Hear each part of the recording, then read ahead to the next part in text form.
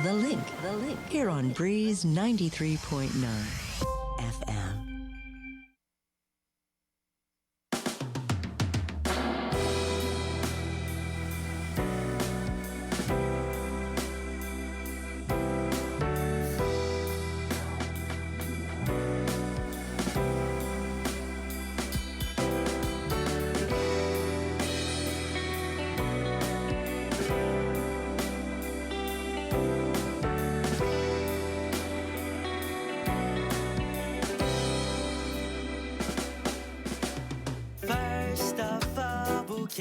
Who cares who's right or wrong? Why does every single thing have to feel like a human competition? Aren't we all a part of the same damn species? Cause it doesn't seem so. We were born with positive instincts, yeah, misled by the media's control. Just gotta believe it. Skitty out today, the power of your mind. Forget what the negative people say, whoa, just lean into the light. Just gotta believe it. Skitty out today, the power of your mind. Forget what the negative people say, whoa, just lean into the light, lean into the light.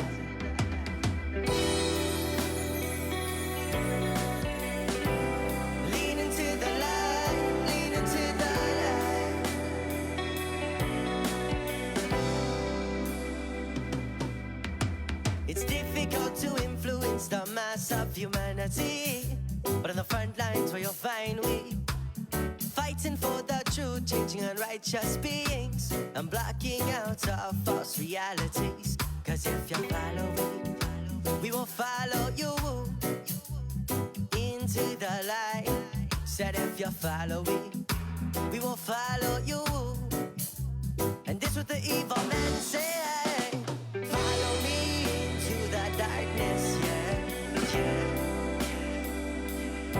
But if you follow him, he will drag you down. He will drag you down. He will drag you down. No longer aware of what's around.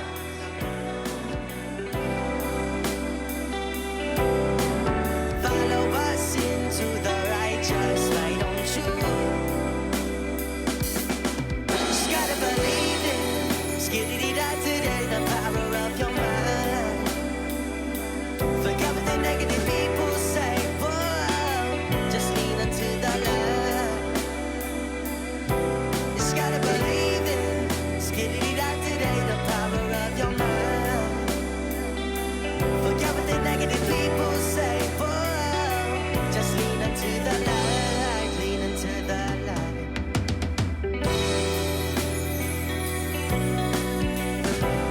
Lean into the light, lean into the light.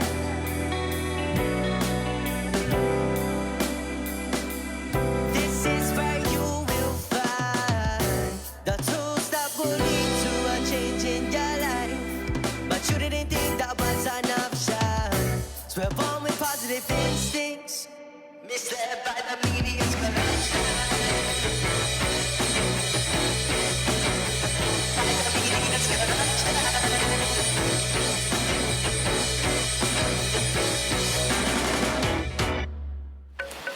It's Breezy 93.9 FM.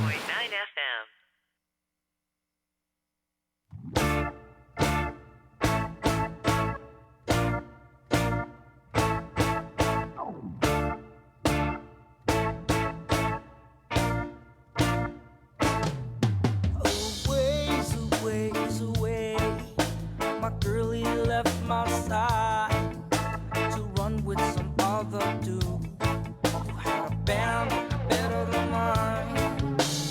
Ways away, she finally left me alone. I crept out, I can't sleep, I can't seem to find my way back home. When I woke up, I said please, and I got down on my knees. Girl, I get so tired from running all the time. Girl, I get so tired mixing lyrics with rhymes. Girl, I get so tired from running all the time. I'm so tired.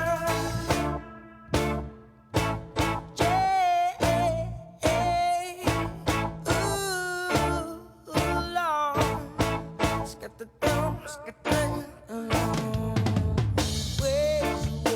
away. My girlie left my side to run with this other DJ who had a scratch better than mine. Ways away. She finally left me alone. She crapped out, I can't sleep, I can't seem to find her way back home, Lord. When I woke up, I said please, and I got down on my knees. Girl, I get so tired from running all the time. Girl, I get so tired missing lyrics with rhymes. Girl, I get so tired from running all the time. I'm so tired.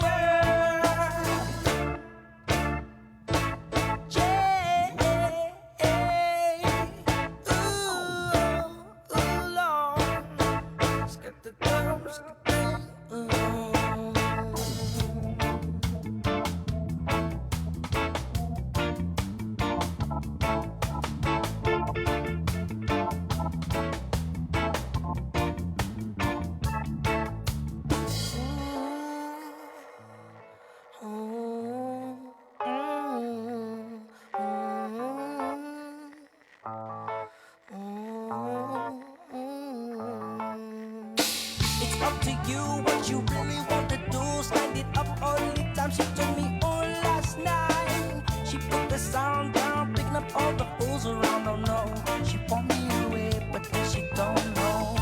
She want me to wait, but then she don't know. She want me to wait, but then she don't know. She want me to wait, but then she don't know. She want me to wait, but then she don't know.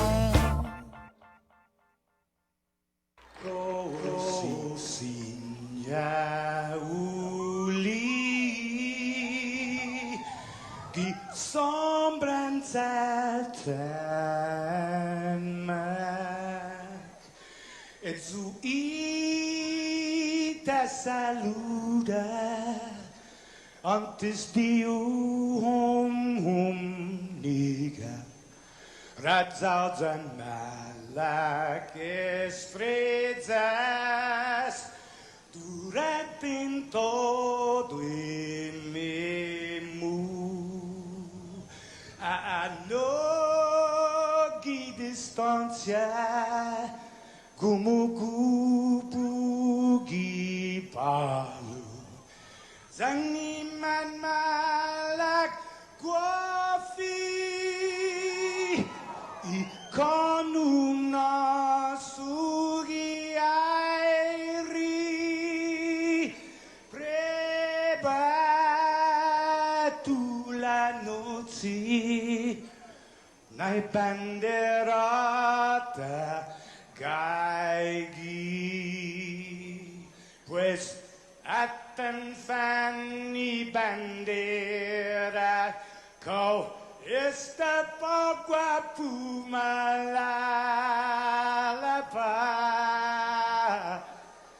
gilo tanu man libri sentami ti man ko badi Fanogi Tamoru Purita nota Kantai matu nanyagi todu ilugat Parai honra Parai gloria Abibai isla sin parat Parai honra Parai gloria Abibai isla sin parat Todo y tiempo y paz para kita dan gini langit na bendition Conchay piligu na fan sofuham Zeus protehis languahon trai peligro na fan sofuham Zeus protegis languahon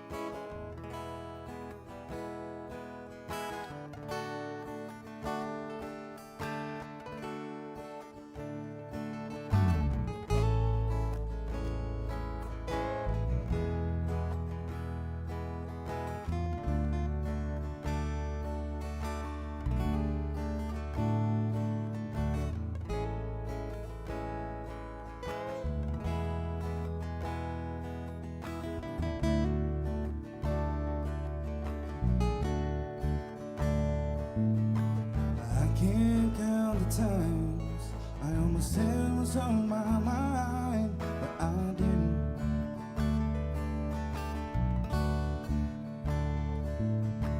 Just the other day, I wrote down all the things I'd say, but I couldn't.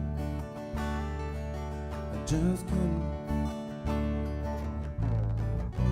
Maybe I know that you've been wondering, oh yeah, oh, so here goes nothing.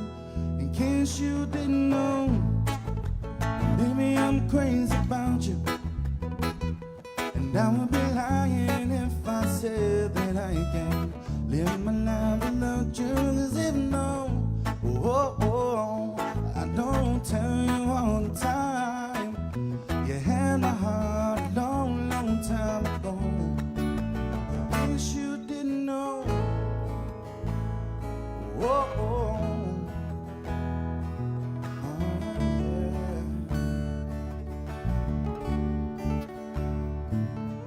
The way you look tonight, the second glass of wine that did it.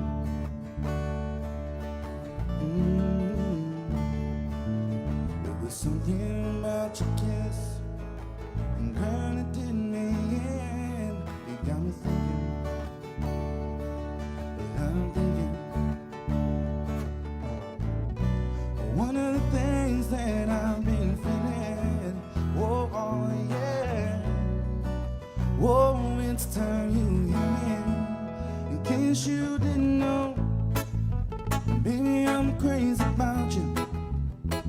And I would be lying if I said that I can't live my life without you. Cause if no, I don't tell you all the time. You had my heart a long, long time ago. In case you didn't know, baby, I'm crazy about you. And I would be lying if I said that I can live my life without you. Cause even though I don't tell you all the time, you had my heart a long, long time ago. In case you didn't know.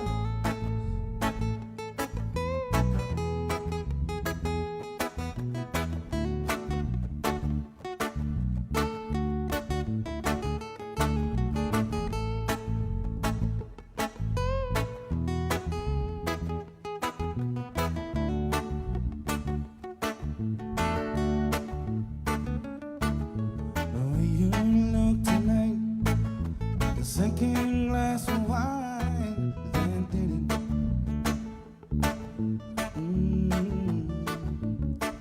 There was something about your kiss, it's a girl you didn't mean. You got me thinking, well, I'm thinking,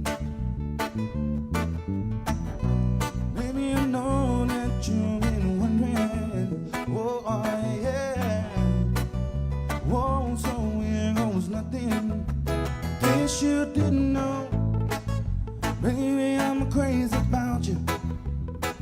And I won't be lying if I said that I can live my life without you. Cause even though,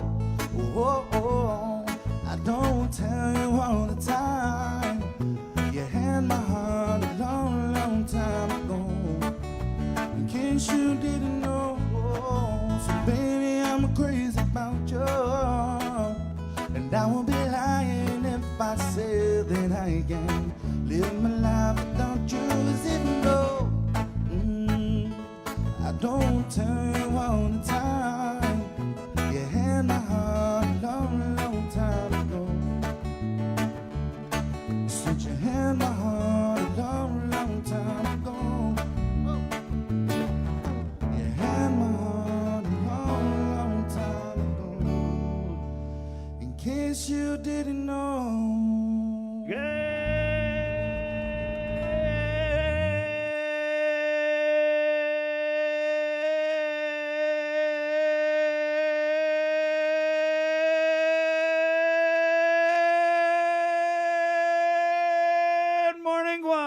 Right on. Good morning, Sabrina. Good morning. Good morning, Jason. Good morning. Nice intro. Thank you. What a beautiful, is it a beautiful day out there? It is. It's a little dark for this time, I think. It's daylight savings, that's why, Jay. Okay, Yeah. you crazy mainlanders. Oh, you And crazy stateside-ers. Boy, I tell you what. And your daylight savings. Huh. Have you seen that on social media over the past 48 hours? Like, gotta set my clock back. Yeah. Sorry, boss, I came in late. Sorry, teacher, I couldn't get up in time. Wow, it's dark at so if you're living in the States, you set your clock back. Okay. What is it? Fall back, leap forward, or something? One of the reasons I love living on Guam, so we don't have to deal with that stuff. No, we don't. Yeah. Plus the fact that we have 10 months of sunshine. Summer for 10 months is fantastic. Sorry, take a phone call. No worries. But Yeah, yeah, it is. it's daylight savings. I guess I understand the concept behind it. I don't. I know somebody in Wisconsin, though, that was dark at 5 o'clock or something. Yeah. So they do it. Is it different in California? No, it's everywhere. You set your clocks back an hour, but Okay. I mean the whole daylight savings time, Groundhog Day, and everything like that. I'm glad we don't. We have should to just deal with start doing it just to spice it up. You know, we're in a pandemic. Let's lively it up. You know what I mean? Let's do daylight savings. Who says we can't? it. You realize you'd have to come into work an hour earlier. I don't care. Let's do it. Good morning, guys. It's 6:25. The link. Oh, and right off the bat, we had in the comments, Pat was asking, is this Candy Taman who sang that version of In Case You Didn't Know? Yes, it is. Who's grandson of the of Candy Taman? of Candy Taman, a Chamorro music legend throughout the Marianas. Oh, there you go. It's fallback, spring forward is what it is. Okay. And also a wonderful comment, like right off the bat by Angelo, and say, like, I believe this is the first time we said Hafa Guam and Happy Holidays. Yes, Happy Holidays. Yeah, happy holidays on you guys. Cam Paulino, good morning. Mama Bear Debbie Davis, good morning. Good morning to all of our Facebook Live audience. You guys are the best. Totally Chamarita Rageous. Hi, Chamarita. Chamarita girl. Rhea Beth You are Litusquin. so lovely. Good morning, Saipan and Guam. Angel Pete, Quintanilla Castro. Good morning, Bennett Luan Duenas. Hump Day. Okay, so just FYI. Yeah. Do we have a show tomorrow, guys? Because it's Veterans Day? It's a holiday. It's a holiday, okay. So we will, after today, we will see you guys on Friday. Right, yeah. 6:26. You know, the governor, I believe, leaves today for New York City. And I wanted to, before we get started, because I know we've got news coming up, first look at news, and there's a big, huge show on the way. But I wanted to read out this release from you guys. I think it was put out on, I don't know if it was like an actual release or if it was A tweet? WhatsApp. But a lot of people were wondering what the reason for the trip was, and I'm going to go ahead and read this release out here. From Crystal Paco San Augustine, the communications director for the Office of the Governor. Governor Leon Guerrero will be traveling to New York with members of her fiscal team on Wednesday to meet with rating agencies. At the outset of this administration, she stated that she would only borrow to build or to make debt cheaper to the people of Guam. She adhered to this. I can't resist reading this in my dramatic voice. She adhered to this philosophy while concurrently holding the line on expenses while pushing out federal stimulus monies. We see this reflected in our healthy preliminary financial reports.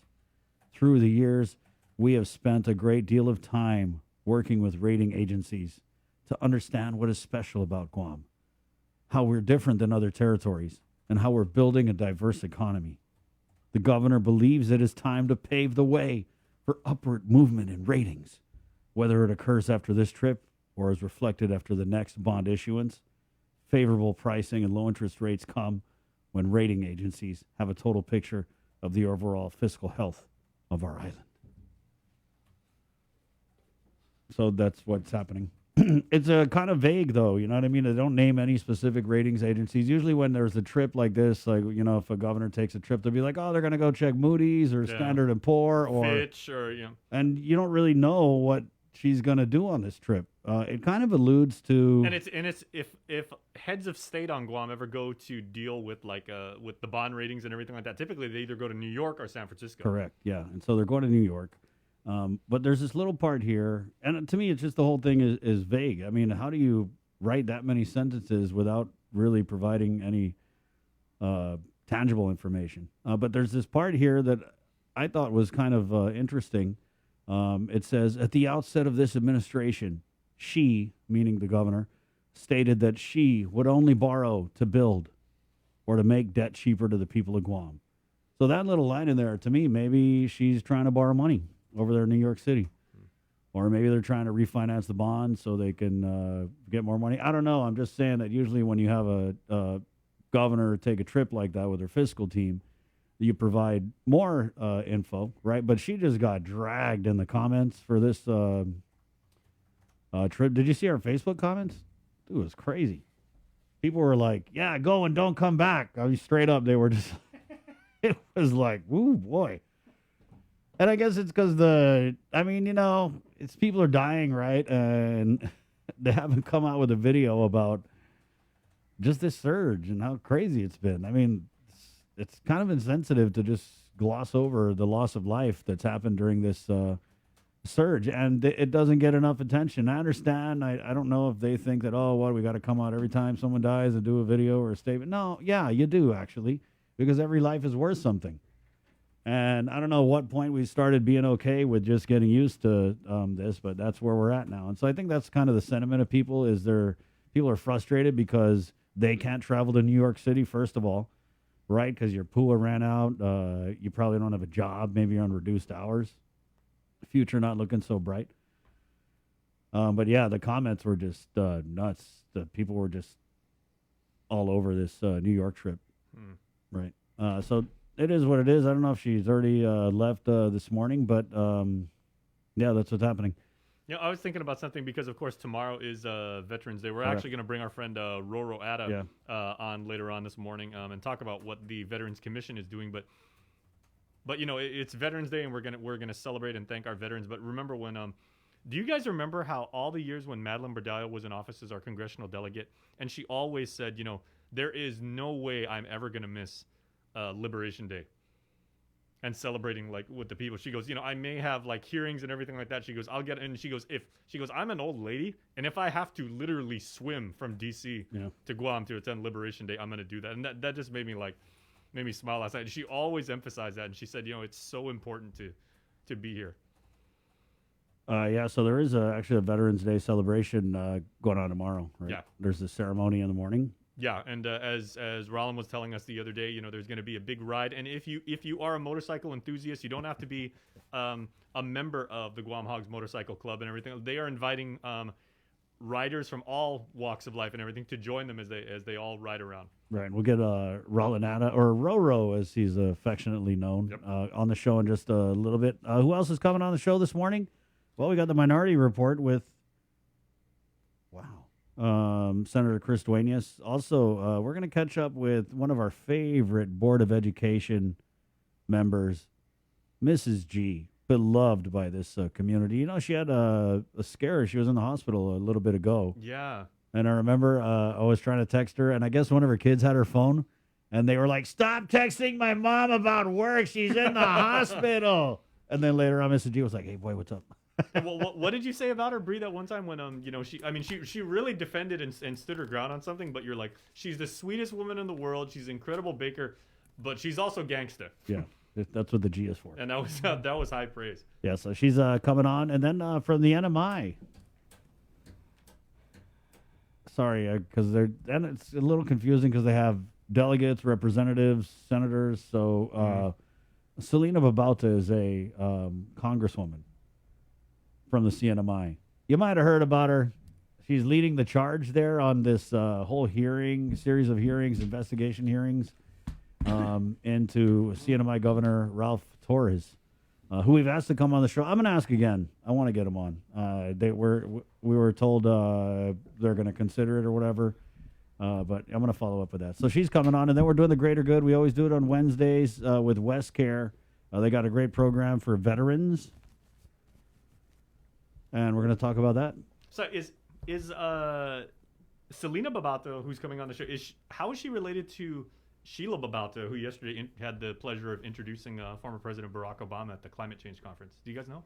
I think they're both about to give Governor Torres a hard time. That's the family name? 6:33. We did have a comment, though, from Rosemary. You guys, Rosemary Laguarnia is, to me, this lady's sharp. Yeah. She is. Our our audience is We got the awesome. smartest listeners They're very, in the world. very intelligent. Rosemary says here, is the governor going to borrow more money to build the hospital complex? I thought her people were looking at more grants, not borrow. And I think what she's keying in on is that part of the statement where it says the governor, and it's so vague. It's like, I don't know, it kind of reads like a novel kind of. But it says here, at the outset of this administration, she stated she would only borrow to build or to make debt cheaper to the people of Guam. That's kind of like cryptic, but maybe that you could read between the lines and say that, oh, so if she borrows, it's going to be for that reason. To build, right? Keyword build. What are we trying to build right now? We're trying to build $1 billion healthcare complex. And I don't know. We don't know. That's the thing, though, is when you get a release like that with that kind of information, obviously you're like, hey, wait a second. So we'll try and get some more. Good morning, Emma Fernandez Olia. Good morning on you. Robert Luti comments, any updates on the tornado watch in Washington State? Hear about that, Jay? No. Tornado? Oh, Jason's on it. It's 6:34. We're brought to you by Pacific Points, Calvo Enterprises, ITN, and Jack in the Box on this Wednesday, hump day. It is the 10th day of November, 2021. Our first look at news is brought to you by Pacific Points, here with the very latest from the KUAM news team. Sabrina Salas-Mazzanotti. Good morning, Sabrina. Hafa and good morning, everyone. Some somber news to report related to COVID-19 on Guam as the island recorded 6 COVID-19 related fatalities, including 2 that were previously unreported in September and October of this year. According to the Joint Information Center, the 250th COVID-19 related fatality occurred at GRMC on September 11th. The patient was a 92-year-old woman. She was unvaccinated with underlying health conditions and was a known positive. The 251st occurred at GRMC on October 24th. The patient was a 70-year-old man. He was unvaccinated with underlying health conditions. He tested positive on October 10th. The 252nd occurred at Naval Hospital on November 5th. The patient was a 72-year-old man unvaccinated with underlying health conditions, testing positive on November 1st. The 253rd occurred at GRMC on November 8th. The patient was an 81-year-old woman. She was fully vaccinated with underlying health conditions. She tested positive on October 30th. The 254th related fatality occurred at GMH on November 8th. The patient was a 72-year-old man fully vaccinated with underlying health conditions. He tested positive on October 29th. The 255th occurred at GMH on the 9th. The patient was a 74-year-old woman. She was unvaccinated with underlying health conditions. She tested positive on November 9th. A total of 38 people are hospitalized with COVID. 2 are pediatric admissions, 6 receiving ICU level of care, 4 on ventilators. Out of the hospitalizations, the JIC report said 18 are vaccinated, 19 unvaccinated, 1 ineligible. Public Health reports 64 new positive cases out of only 924 tests performed on November 8th. Of that, 34 cases were identified through contact tracing. To date, there have been a total of 18,752 officially reported cases of COVID-19 on Guam since March of last year.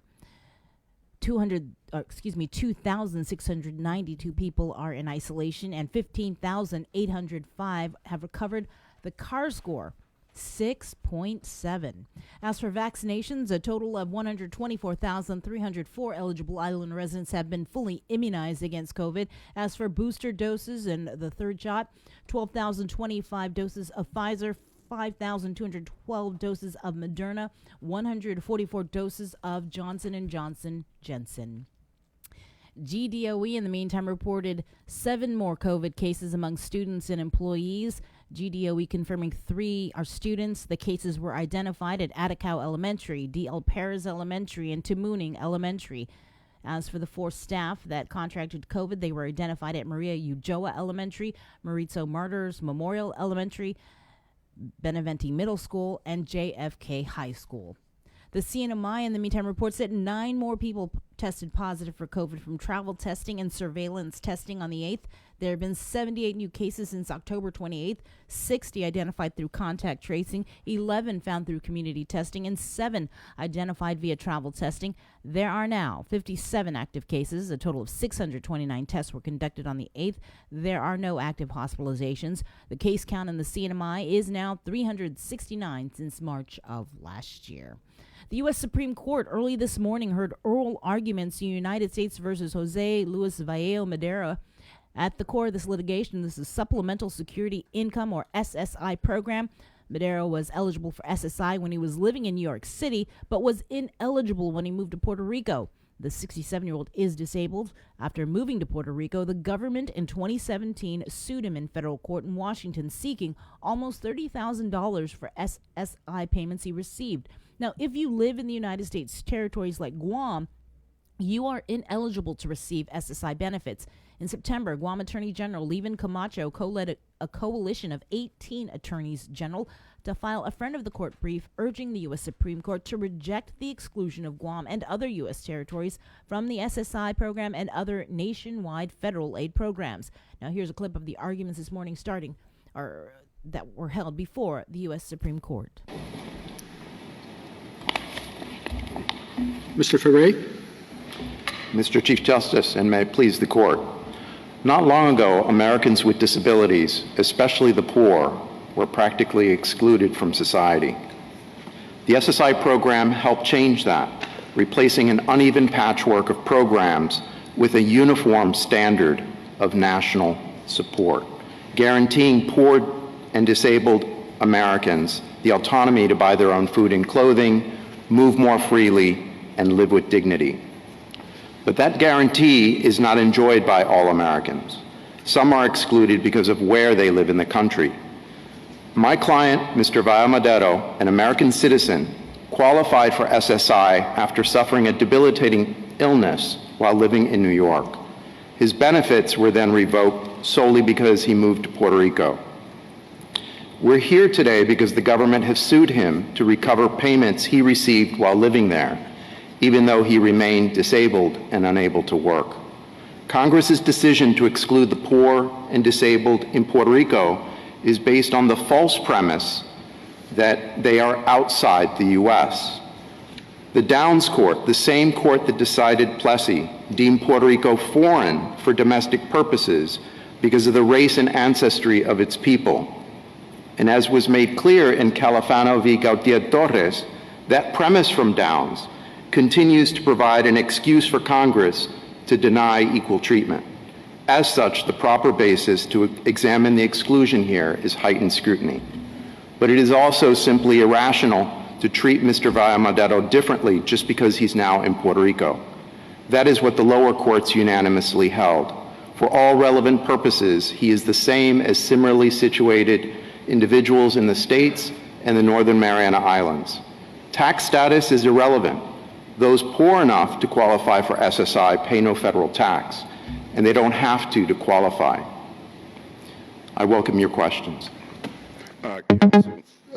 Just to help clarify things for me, we're talking a lot here about Puerto Rico. But if you, in equal protection cases, we normally attach the classification to the individual. So let's assume that I concede that Mr. Madero would be classified, let's say, in an ethnic group, and hence you get an heightened scrutiny. But can you transfer the treatment, the concerns that you have about the treatment of Puerto Rico to a citizen of Puerto Rico or a resident of Puerto Rico for equal protection analysis purposes? Yes, Your Honor. I believe that treating a citizen as though they're foreign because they happen to reside in Puerto Rico is the issue. Okay, so let's assume that someone who is of Italian descent has lived in New York City all of his life and decides, you know, Puerto Rico is really a nice place. I think I'm going to move to Puerto Rico. And assume after that that the exact same thing happens to him as happened to respondent here. But he's Italian. How would you analyze that? Would it be any different? No, the analysis would be the same. So you are transferring the relationship with Puerto Rico to the individual who happens to reside in Puerto Rico? Yes, that's correct, Your Honor. Do you have any cases in which that has been the case? You have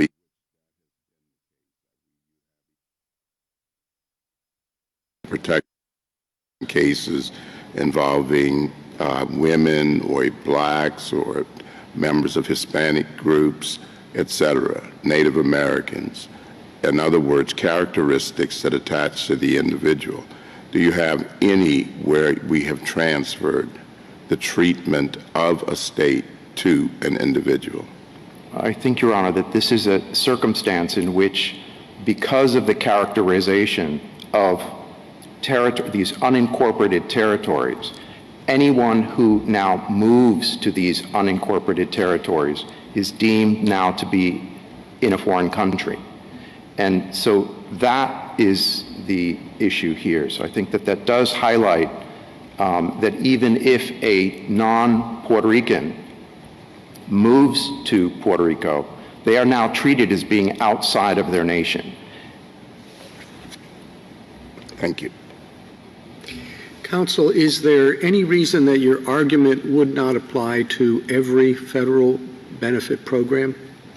In other words, Hodel, the Surface Mining Act case, had differential effect in different states on the basis of geographic criteria that were defined there, and the court said that that was just subject to rational basis review. How does the fact that Puerto Rico residents are a politically powerless minority, you're just telling us that, can't protect itself the way Mississippi can, and has been subject to, by your own admission right now, a history of discrimination. The insular cases are a prime example of that. Just look at their language. How does this factor into your argument on rational basis? Well, we don't think that there is any heightened scrutiny here. First, the benefit that's at issue here is not something to which there's a fundamental right. The court made that clear in Schweiker, which was an SSI case. It made it clear that the only question there is whether there was a suspect class. No, but equal protection is. Yes. Puerto Ricans are U.S. citizens. They are U.S. citizens, but there is no evidence here linking this exclusion to ethnicity or a history of discrimination. How do you separate it out? Puerto Ricans are Puerto Ricans. They're Hispanic, and they are routinely denied a political voice. They're powerless politically. All you have to do is, listen to some of the rhetoric about Puerto Rico, and you know there has been discrimination shown. Why shouldn't that add to the scrutiny? Well, this statute classifies on the basis of location, not ethnicity or race. That's why respondent was able to get these benefits while he was living in New York. He's not able to get them while he's living in Puerto Rico. There's no evidence that anyone on the other side has cited that ties this determination in the 1970s about how Puerto Rico would be treated in this benefits program to any of the troubling statements in the insular cases from the early 20th century that came from this court. If you thought that that history prevented Congress from drawing any distinctions with respect to the territories, that would be a sea change in equal protection law. Thank you, counsel. Justice Thomas, Ms. Breyer, Justice Alito, Justice Sotomayor. Just to finish that thought, no, but a distinction based on citizenship, period. Needy is needy, whether in Puerto Rico or in the mainland. None of the people who receive it on the mainland pay taxes. None of the money is or would go to Puerto Rico for its self-governance. I do think that restrictions have to be rational, and I'm just not quite sure why one would say that it's rational to treat a group of people, of citizens, differently from other citizens on the mainland when the need is the same. And we think that's because they're situated in a community where Congress has left more tax revenue there, and that makes a difference. And there's nothing that ties the history of discrimination on the basis of ethnicity to this decision that happened in the 1970s. If that were thought to be a through line throughout the 20th century, then presumably Congress would not in 1950 have extended ordinary Social Security to residents of Puerto Rico. Justice Kagan? Mr. Gannon, you've gone this whole argument barely mentioning Torres or Rosario. Meanwhile, included in the Build Back Better Act before Congress is a provision that would include Guam and other U.S. territories in the SSI program. That is expected to go up for a vote any day now. The Attorney General's office confirms that autopsies were completed over the weekend for Adam Messier and Michael Castro. The findings, however, have not been released. Messier and Castro's remains were discovered in Jigo a couple of weeks ago. The AG's office also confirms that an autopsy was conducted on John Pinalla. Pinalla, you may recall, was stabbed and set on fire back in August in Jigo. He died last month. Arrested prior to his death was Manuel Tatao. According to the AG's office, the prosecution is reviewing the findings of the forensic autopsy and is reviewing all additional information provided to prosecutors. Should the evidence substantiate additional charges, the OAG can again present its case to a grand jury for a superseding indictment to reflect the additional charges. Meanwhile, as for Messier, this is a cold case from 2017. 3 people were indicted for his murder. They were Curtis James Bloss, Donovan Elliott Alianza Carriaga, and Brandon James Flaherty. Carriaga and Flaherty also face a special allegation enhancement for the possession or use of a deadly weapon in the commission of a felony. All 3 are scheduled to be arraigned before Superior Court Judge Benjamin Sison this afternoon. As well, Mr. Tatauta was scheduled for an arraignment. As for Michael Castro, his body was located in Jigo a couple of weeks ago. He was reported missing in October of last year. Arrested and indicted for his murder were Troy Damian and Nicholas Wayne Moore. Both are being electronically monitored while on pretrial release. KUAM is waiting for more information from the Guam Police Department to see if they are able to confirm whether the autopsies conducted on the remains positively identified Adam Messier and Michael Castro, as well as the results of the findings for the autopsy of Mr. Pinalla. And with more news now, here is Isaiah. This news update is brought to you by Pacific Points. Do more, get more. Buenas and half day, everyone. Guahusi Isaiah again with your headlines here on The Link. As friends and colleagues mourn the loss of Dr. Moran Rabadi, the man accused of his murder was scheduled to appear for his magistrate hearing in the Superior Court Tuesday. KUM's Hannah Devonzo reports. Dr. Miran Rabadi was an interventional radiologist at the Guam Memorial Hospital for the past 3 years. Shocked and with a heavy heart, the hospital issued a statement saying his talents were undeniable, impeccable, and his passion unparalleled. It went on to state that he will be missed and that counseling services are being provided to staff. As we reported on Sunday, Dr. Rabadi was the victim in a fatal stabbing that occurred at the Poinciana Apartments in Tamuning. The suspect, Akmal Kozeev, was charged with aggravated murder. He was scheduled to be magistrated on Tuesday, but due to technical issues, it was rescheduled. According to court documents, Kozeev and Dr. Rabadi were discussing vaccinations when he became angry.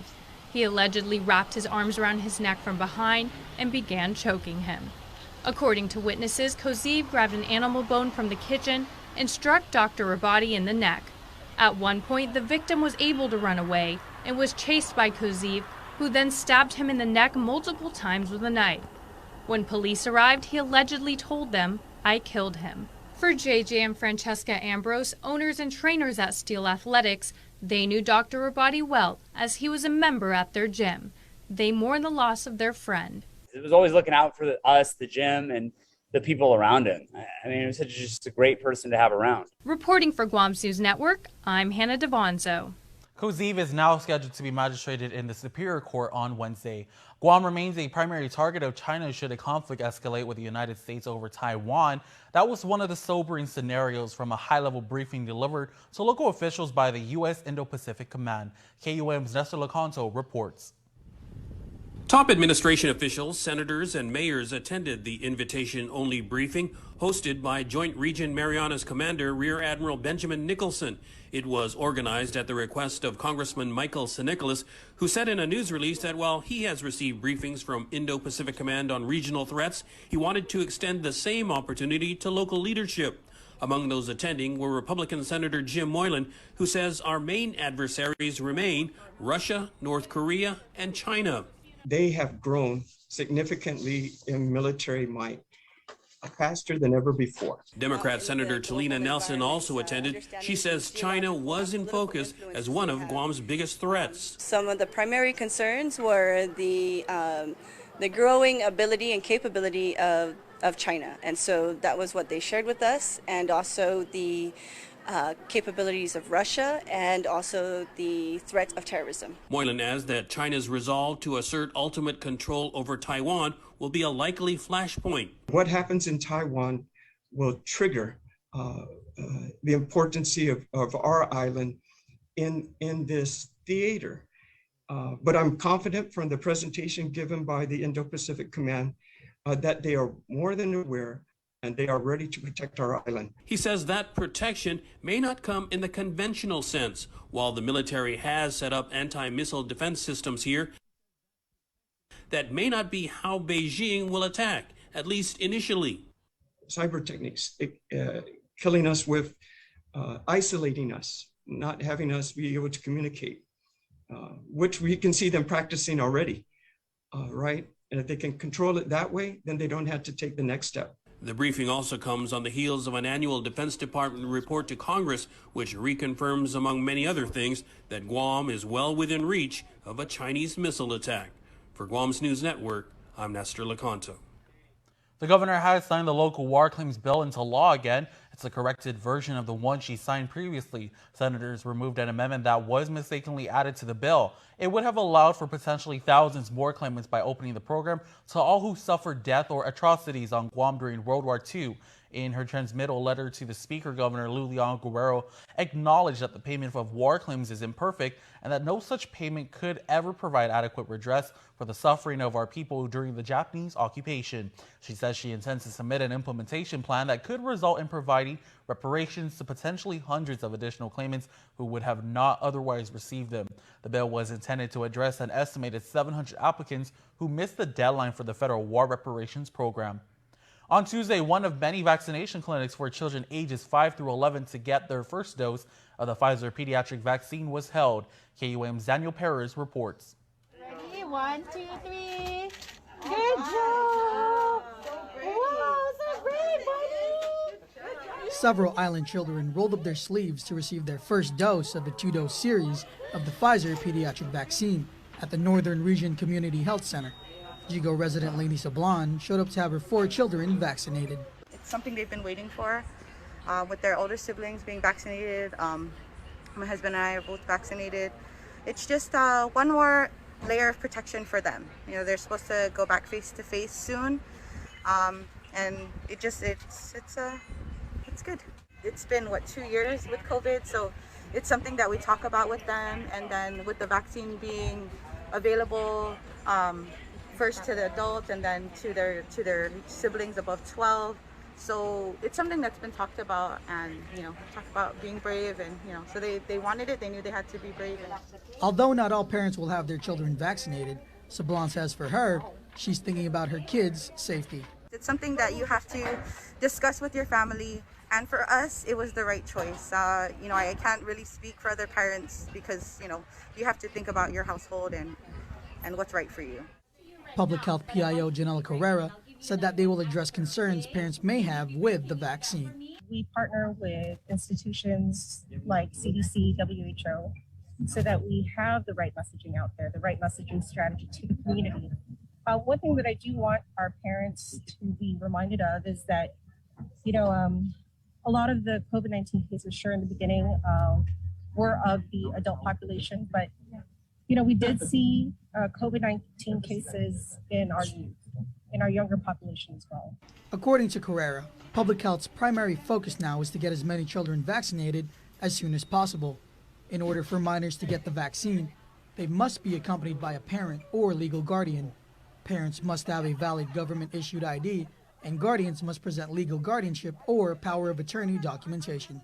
Possible side effects your child might experience are tiredness, headache, muscle pains, chills, pain, or nausea. Side effects should go away in a few days. The Northern Region Health Center will continue to give the pediatric vaccine every Monday from 9 a.m. to 12 p.m. and every Friday from 1 p.m. to 4 p.m. The Southern Region Health Center will do the same every Wednesday from 9 a.m. to 12 p.m. Walk-ins welcomed, but appointments will be prioritized. To schedule your child's appointment, go to tinyurl.com/COVID stops with me. Daniel Perez reporting for Guam's News Network. That's it for now. We'll see you tonight for KUAM News Primetime. This news update is brought to you by Pacific Points. Do more, get more.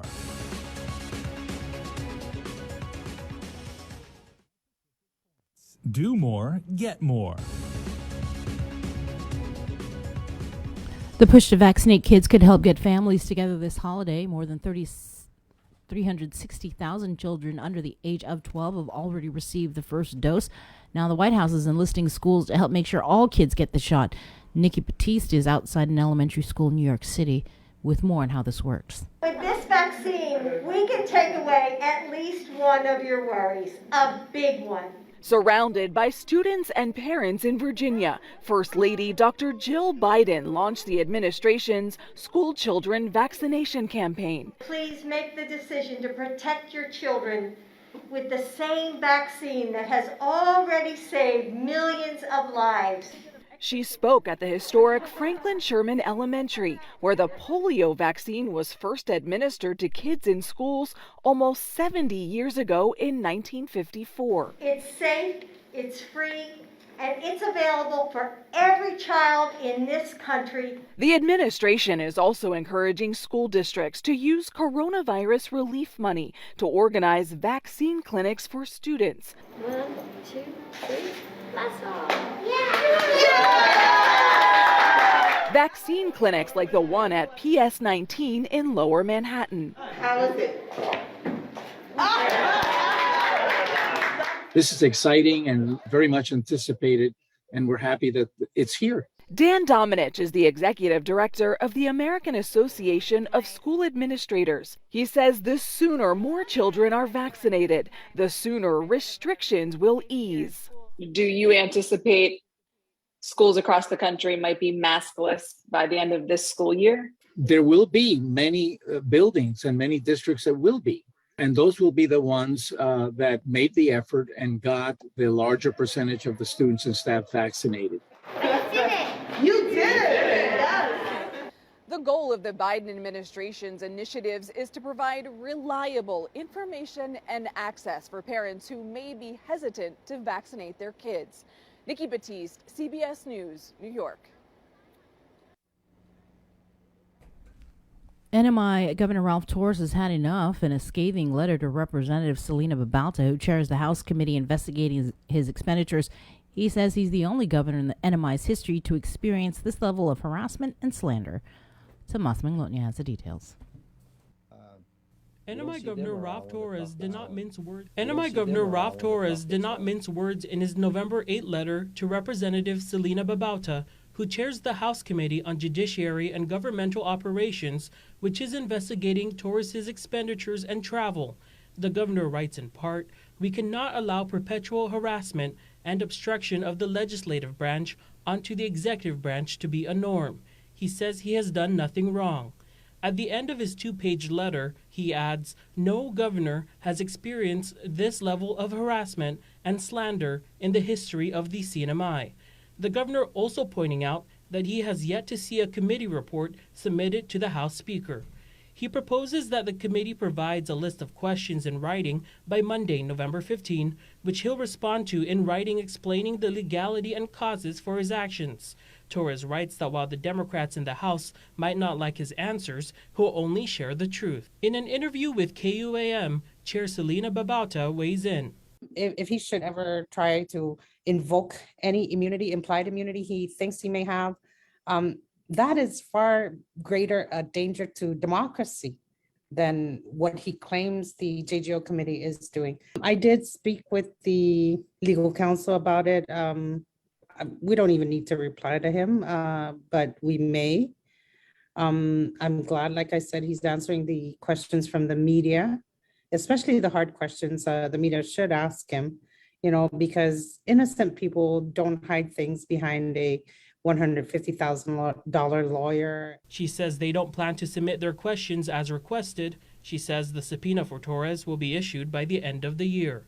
Tomas Manglotnia for KUAM News. Thanks, Tomas, for that report. In other news, another batch of tax refunds has been processed totaling $1.8 million. This includes garnishments. This also breaks down to the payment of 455 error-free returns filed on or before October 14th. With your news in Chamorro, here is Ken Concepcion. Buenos updates to get sunod sa morning ni KUAM News. Presenta ni Familia Mizo gi First Hawaiian Bank. Sumaraw si Senadora Telo Taidagwi dyan pumalo siya gi legislatura ni teman satisfecho ni report administrasyon kudi gasto siya ni salapi American Rescue Plan. Gita si Taidagwi tumugi amendment gi BOI budget numan nisita adyo na rin report. I-report ni unplegwan and anako ni sanamitin ni Budget Bureau no anok na 105 milyon pesos na salapi American Rescue Plan. Magasta sa tahulog gi 31 gi Oktubre. Nuling niya si Taidagwi na intensyon niya sa parumanai legislatura iparewa na informasyon ni dinimanda ni US Treasury. Ilang yan na sengklar refinansan niya gikatan niya para direktor di budget si Lester Carlson zanan nanggay inipen niya. Mas asunto, sige kita sa ipan mag-continue ay sa niya para fan mabakuna ifamaguon todo. I CNMI Commonwealth Healthcare Corporation ma-report na 108 na famaguon 15 anyos hasta 11 anyos na edad sa man mabakuna no Pfizer na amod gimapos na Sabalo san 113 mas para fan mabakuna gi inigap. Maplanen niya na para matutuhan ni binakuna gizaluta dyan tinian bago na dia. Otro artikulo, US Supreme Court sa schedule para mahungog argumento gaji kausan ng Estados Unidos kontra Jose Luis Vaelo Madero bago na ogan. Gifundo na na litigasyon sa Supplemental Security Income pad SSI na programa. Hari sisibi si Madero SSI na sumasagag New York City no ti kwalifika después na umano gati sa Puerto Rico para asisti familya niya. Como sumasagaw gimasaya ang mano na teritoryo ng Estados Unidos tayo ni Zaguahan, pasti kwalifika how lokwi para resibi SSI na beneficio siya. Gi-September na mes ay nirada bagadong Guahan Leven Camacho sa sumano ng 18 siya na nirada bagaw para ma-file di friend of the court na inexplika no a epoch Supreme Court para ma-renew siya dito para manafansano Guahan sa noto siya na teritoryo gi programan SSI. Sa noto siya na programan federal no gay beneficio para todo. Yuto muna asunto gifinut sa moro para pago na Merkules gil ni KUAM News. Umali delegadong Guahan Michael San Nicolas ni Guam Homeland Security Assistant Special Agent in Charge John Duenas. Gwi na meeting manatungi delegado hafa binan niya iyan ni Fetson Lai. Gwi ni Zaguahan pud bineno dyan oportunidad siya pero mas kapas adyo na ahensya. Ilangnya delegado na agradece ato na informasyon siya ginas Duenas. Pud hafa matutugin ni federal ni Zaguahan na inefetsa nilay pud bineno dan hafa mas manesisita para manakya para isang seryoso na problema bineno ginigi Zaguahan. Ilangnya mas na asesanatan mo na pero nafatu mas sinipoti gin ni federal magi Guahan so ma-identifika na juda gwini para mumuzi ST para itaw-taw Guahan. Para Guam News Network, Guasikin Conception. Yasuto gifinut sa moro sa presenta sa ninafatto ni Familia Mizo gi First Hawaiian Bank. Say hello to the First Hawaiian Bank mobile app. Got a question about your finances? You've come to the right place. Bring all your accounts together, even those that aren't with us, and see the big picture, right down to the smallest detail. Unlock powerful tools like Insights and Money Map that help you save time and take control of your finances. When you connect accounts with the First Hawaiian Bank mobile app, it all starts with yes. Uno Mixed. We're mixing it up on the last Thursday of every month with a look at lifestyle, entertainment, food, and so much more on the stations, networks, and digital platforms of KUAM Communications. Uno Mixed is presented to you by Docomo Pacific, Better Together, and Pepsi. That's what I like. Mariana's Irrigation and Landscape Superstore. Stop on by and visit our showroom today. We offer everyday low prices on all major outdoor power equipment like bush cutter, chainsaw, power washer, generators, and more. Need service, repair, maintenance? Well, check out Guam's best superstore only at Mariana's Irrigation and Landscape, located in Barragata along Army Drive between Submarina and Besta Market. Call 735-7446 for more information. Now shipping to surrounding islands. Mariana's Irrigation and Landscape Superstore.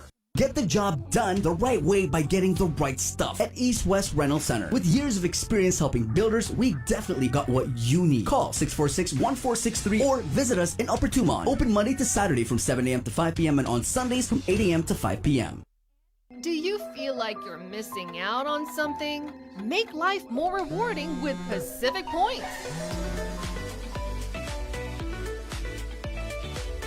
Earn and redeem points for bill rebates and free load at IT&E, discounts on fuel at Shell, vouchers at Foodies, and United Mileage Plus miles. You can even pay with Pacific Points at IT&E, Shell, and Foodies. Pacific Points. Do more, get more. GU Self Storage, conveniently located near the Harmon McDonald's. We offer affordable rates, online payments, and auto bill pay for your convenience. Plus gate access daily from 6 a.m. to 9 p.m. Call us today at 648-7867 for more information. The relationship between Guam and Manila, Philippines is undeniable as we share similar cultural traditions, history, and heritage. With generations of Filipinos calling Guam home, KUAM presents a monthly look at the capital city, featuring in-depth and engaging interviews on everything from medical tourism to new business and government leaders. Veteran newscaster Nestor Lecanto delivers Beyond Our Borders. This special program is brought to you by KFC.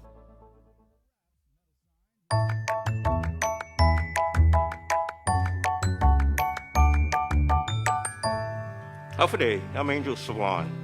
Have you ever run into a child that has no home or parents aren't there because of a different situation? This past year and a half, there's been over 400 kids that have no homes and parents can't care for them.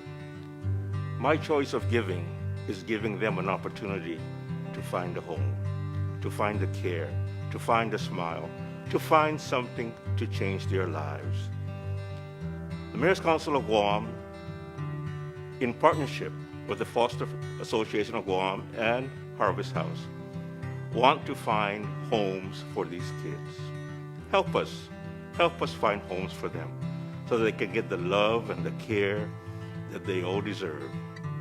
We were kids once, we aren't now, but we sure don't want to make those kids grow up not knowing if they could have a future for themselves. Thank you.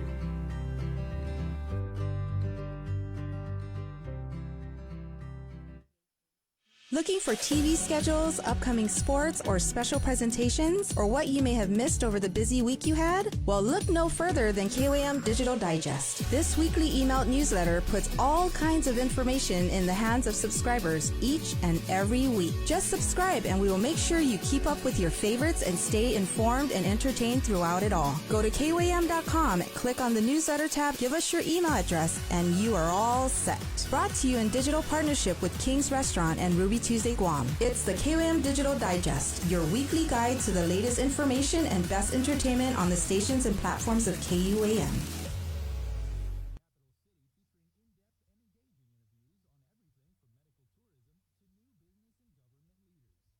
Catch SportsLink on the KUAM News Morning Show, The Link, every Friday for the latest sports news, game schedules, athlete profiles, and more. SportsLink airs every Friday across the multi-platforms of KUAM. Tune in to the broadcast on Breeze 93.9 FM, on KUAM TV 11, live stream through the KUAM News Facebook page, or view highlights on YouTube, KUAM News Facebook, and Instagram page. SportsLink is brought to you by Mariana's Irrigation and Landscape. KUAM's multi-platform morning show, The Link, just got a little more delicious with Feed Me Fridays. Chris, Sabrina, Jason, and the rest of the morning crew will take some time off each Friday to talk, taste, and tempt you with all the latest and greatest food and drinks on Guam. Old faves, new hits, and everything else we can put in our bellies. It's Feed Me Fridays on The Link, brought to you by King's Restaurants, Ruby Tuesday Guam, and Devondale. The Culture Club returns to KOAM Digital and KOAM News Weekend Edition, highlighting Guam's young artists, activists, and crafters as they work to protect, preserve, and promote our Chamorro culture. Watch this weekly feature on the digital platforms of KOAM News Weekend Edition, brought to you by Hanum. Hey, welcome back. Hump Day! Right here on The Link, it's 712 Pacific Points, Cabo Enterprises, ITNE, and Jack in the Box, Kahula. Wipe away the mugo. Good morning. It's Wednesday, November 10th. Let's head over to Jason Solis from the KUAM News team for our next interview. Good morning, Jason. All right, good morning, Chris, and thank you, everybody. Welcome back and welcome into the newsroom because we were talking about Veterans Day tomorrow, and our island will join as one family, one community, and celebrate and thank our beloved veterans for the sacrifice and the work that they did.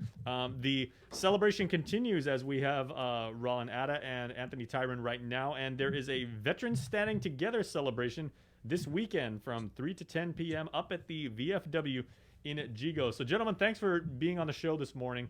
Happy early Veterans Day. Thank you. Thank you, Jason. All right. So again, Roro, you were talking to us the other day about, what's going to happen on Veterans Day, how, members of the community are encouraged to come together to take part in, in all of the ceremonies that are happening. But what exactly is going to happen at this Veterans Standing Together? This is a by vets for vets event, correct? Yes.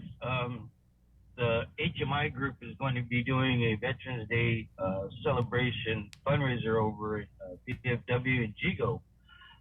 And we're going to have some entertainment, food trucks, and raffle prizes. And we're trying to do something for veterans, because on Veterans Day, a lot of the other veterans are going to be doing stuff with their own organizations and stuff like that. But these guys have decided to try and do something different, where it's still a day where they can celebrate veterans, but it'll be a little more relaxed day, so that way it's not like everybody's rushing to go and do stuff after the ceremony. So this is more just, having fun and relaxing, and people can really not have to worry about getting to another place or doing something. It's just something to also let veterans know that, we are standing together, and this group is standing together to help each other. And these guys are doing an awesome job. Absolutely. So, and Anthony, it doesn't matter which branch of service you may have served in and everything, and regardless of how long your tenure was when you wore the uniform and everything like that, if you did serve, you are more than welcome. That's correct. And all branches, to include the Space Force, if we got anybody out here in that group already. All right. Yeah, I was gonna say I was trying to rack my brain the other day and say, like, how many Guamanians that I know or I've heard of and everything like that are serving in the Space Force right now. But hopefully we're gonna see a lot in the very near future. Yeah, that's correct. Hopefully. I mean, it's brand new, so we have to change our Pentagon to potentially a hexagon, because now there's 6 rather than 5. Very nice. I never even thought about that. That's very true. It's because it is a celebration and a fundraiser and everything like that. Like you said, there's going to be live music. There's going to be the food trucks and everything like that. There's going to be a great spirit of camaraderie, of esprit de corps, and of fellowship among the vets. But being that it's a Guam celebration and everything like that, do participants and their families, should they bring anything? Yeah, at the moment, what we've been doing is, we're reminding everyone of all the different things that we got to be worrying about, keeping our distance, staying 6 feet away, washing our hands, wearing our masks, and doing the things that we need to. Maybe some chairs that they might be wanting to sit around to enjoy the entertainment. Those portable type chairs, that's probably something. Refreshments, food, that'll be there already. So just coming out to have some fun. All right. What are events typically like when you get a bunch of veterans and everything like that? Because you may get guys that served previously in the fleet, like old school Marines or Navy men who served a long time ago, and then you may get guys who are maybe in the Army and just got out recently after a few years ago and everything like that. What are those conversations like, and what type of wisdom and knowledge is passed from the previous generation to current veterans that just got out? Well, that's actually one of the topics that we were bringing up. So at some point, as we continue to do this, we're hoping that we can celebrate those that are senior, because obviously their time when they served is a really different time from the time that we served. But a lot of the newer folks would be able to learn how much better they have it than the folks from before. And maybe I'll share one example of what we do. So when we're helping our veterans with what they need for their benefits and their claims and their medical evidence, right? In the early years, there are no medical records. If you got hurt, they put a Band-Aid on it, or they told you, just put dirt on it, rub it off, walk it off, it'll get better. These days, take some Motrin. Take some vitamin M, Motrin.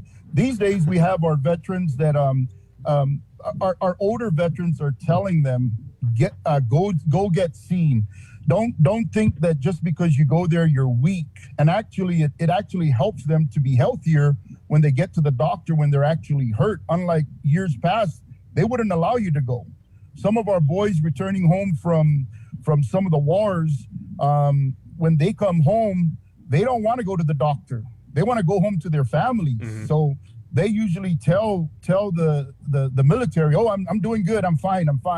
And then from there, they go home, and a lot of things that they don't document upon their return seem to creep up on them a lot later. And those are some of the things that, we're hoping by doing what we do and helping them understand what they need to do from the medical side of the house to keep them healthy, not just while they're serving, but even years after, so that, they can live a longer life.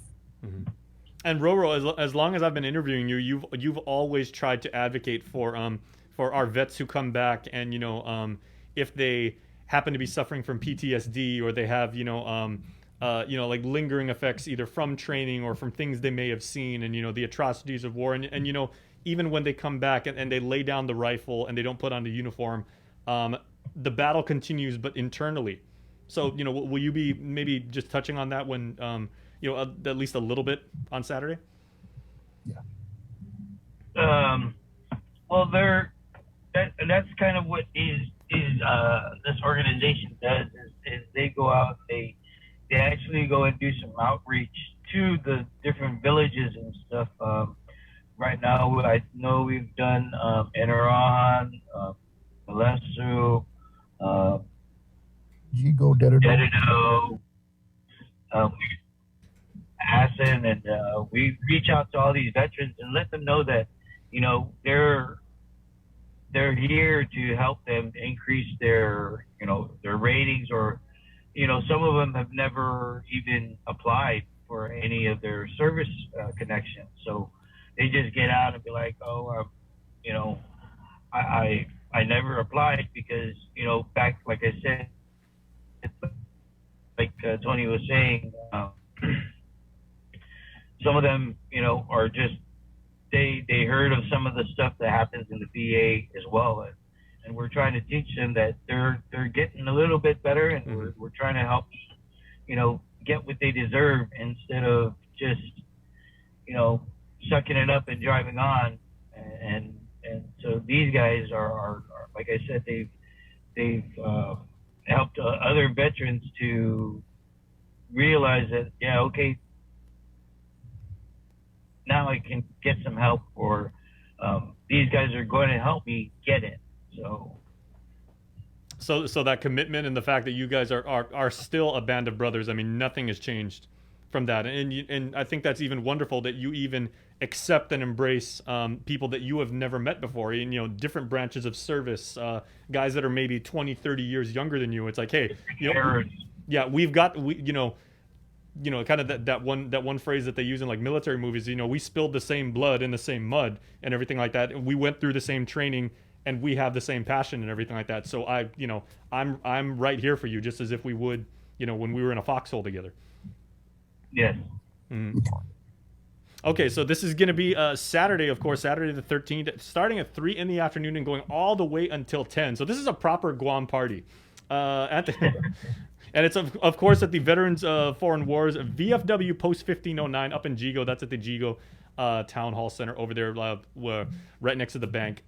Anthony, I'd like to ask you, too, because one thing that, my dad was the oldest of 10, and he had 7 brothers, all of whom served in the military. And when I would see my uncles, kind of get together with their friends or people they'd never met before, very often they would refer to each other still by rank or by rate and rank. Do you see that happen like a lot, just as a sign of respect? Yeah, we still do that, and it drops a little bit. When I say that, there's more comfort in the fact that the rank is not necessarily the only thing that exists, and you'll be surprised when you talk to a lot of folks that might have had some rank. They're actually a lot easier to talk to when they're not in the uniform, and just by the very nature of their work, there are things that they have to do that sometimes they didn't want to do, but they're forced to do. But once they get out, it's easier to approach them, and then they're able to say things because they're not held by the the standard of having to, protect the office and protect the rank, if you will. Sure. Yeah. Well, when Chris Barnett and I, we've had the pleasure of interviewing several people on this show, and we, out of respect, we refer to them even if they've retired already. We say, oh, General, Colonel, how do you have this thing? And many of them even say, no, please, just call me Frank, or Exactly. Yeah. At the same time, my uncles would even say, I did not serve, and they say, hey, my friend over there, you only refer to him as Sergeant Major. You call him anything else, and you're going to get spanked. Well, maybe from a joking standpoint, but yeah, I mean, if they're around, I mean, I call everybody sir regardless. So at the end of the day, they're all generals to me once they get out, and no matter what rank they attained, if they're a veteran and they need help or services, we try to do our best to treat everyone like a general. Absolutely, and each one of you is absolutely, undeniably all heroes and everything, and for what you all did and everything. So, okay, final word I'd like to offer each of you gentlemen. Give an invite to veterans far and wide here on the island about showing up and truly taking part in Veterans Standing Together on Saturday. Well, let me start then. So basically, yeah, if they could all come out, there's been a new movement for a lot of our veterans, and we have a lot of different groups out there that have been around supporting our veterans, doing the best we can. So if we all come together, if we all look at each other as veterans, and not veterans of a specific era, and we start taking care of each other and helping each other, then I think our efforts would be a lot more recognized by the VA and by most of the folks around. And if you can imagine, it's a tough challenge already as it is. And there are friends and our brothers and sisters from the Vietnam era that, my goodness, they're still not being taken care of. Maybe not because the VA doesn't want to. It's maybe because of the condition they're in or the way they see things and how they were treated at the time. So these days, we're all trying to band together and say, guys, we're all veterans and we're all going to help each other. And you'd be surprised, Jason, the number of veterans that we have, the skills that they possess. You talk about rank and everything. It's no wonder we don't already have our own hospital put together by our veterans, by themselves, So yeah, basically getting all of us together, helping each other and supporting one another, because every group has been out there helping, even if it's just a little bit. Now, what we got to do is identify those guys that need help and take care of everybody that needs the services that we're able to provide. Well, certainly many hands make light work, and the work that you two gentlemen, as well as your team, do really benefiting our veterans, who we are eternally grateful for. So, Roro, we'd like to give you the final word, please. Yes. So if you're a veteran and you're hearing this, please come out and come support it. And as well, these guys, this organization, the HMI group, will be there, and they will help you out if you need help with any of your claims, nexus letters, and like I said, I've worked with these guys for a few months now, and they've been they have shown me how much their dedication and hard work to our veterans, and doing something that is greatly needed here, especially for those veterans who, again, like you were saying, from different eras, Gulf War, Vietnam, Korea War, and again, just going out and actually doing the outreach and showing people that they actually care, and showing them that they're there. And Anthony's been doing a lot of work as well, helping the veterans and helping Dr. Okoma, writing these nexus letters and stuff like that. And these guys are like I said, they're, I guess you could see, the saving grace that can help a lot of our veterans here. And thank you very much, Tony and the HMI group. You guys are doing an awesome job. And again, I wouldn't be doing this if I thought it was not a good organization, but you guys have definitely proven it and shown it without fail. All right. Very, very well said. Anthony, thank you so much for the work that you do. Thank you, Jason. All right, gentlemen, thank you so much. And to you and all the veterans out there, happy early Veterans Day once again. Okay, we'll see you Saturday. All right, absolutely. And we'll see you on the flip side of this break. Stay tuned, everybody. You're watching a link right here on KUAM. 1 in 6 people on Guam are affected by diabetes. The terrible impact of the disease on the island has only been amplified by the COVID-19 pandemic, as many of those hospitalized and those we've lost had pre-existing underlying conditions like diabetes. As November is Diabetes Awareness Month, KUAM News has partnered with AI Health to raise awareness for this disease that affects so many of us and to showcase a number of ways to prevent, treat, and care for those with diabetes. Join us for AI Health's A Healthier You, Making Diabetes History on Guam, a multi-platform campaign on KUAM Communications, including a 6-part series on KUAM News Primetime and Weekend Edition, and our digital media platforms kicking off on World Diabetes Day, Sunday, November 14th. Daily interviews with expert panelists on the link beginning November 15th, and a special interactive town hall meeting on the link with experts from AI Health. With more information on their diabetes validation study and a new level of precision care that aims to create a healthier Guam. A Healthier You, Making Diabetes History on Guam. A look at how diet, exercise, and technological advances in disease monitoring and medical care can have a positive impact on our community. The Healthier You series on KUAM News is presented in partnership with Calno Select Care and Paradise Fitness Center. Uno Mixed. We're mixing it up on the last Thursday of every month with a look at lifestyle, entertainment, food, and so much more on the stations, networks, and digital platforms of KUAM Communications. Uno Mixed is presented to you by Docomo Pacific, Better Together, and Pepsi. That's what I like.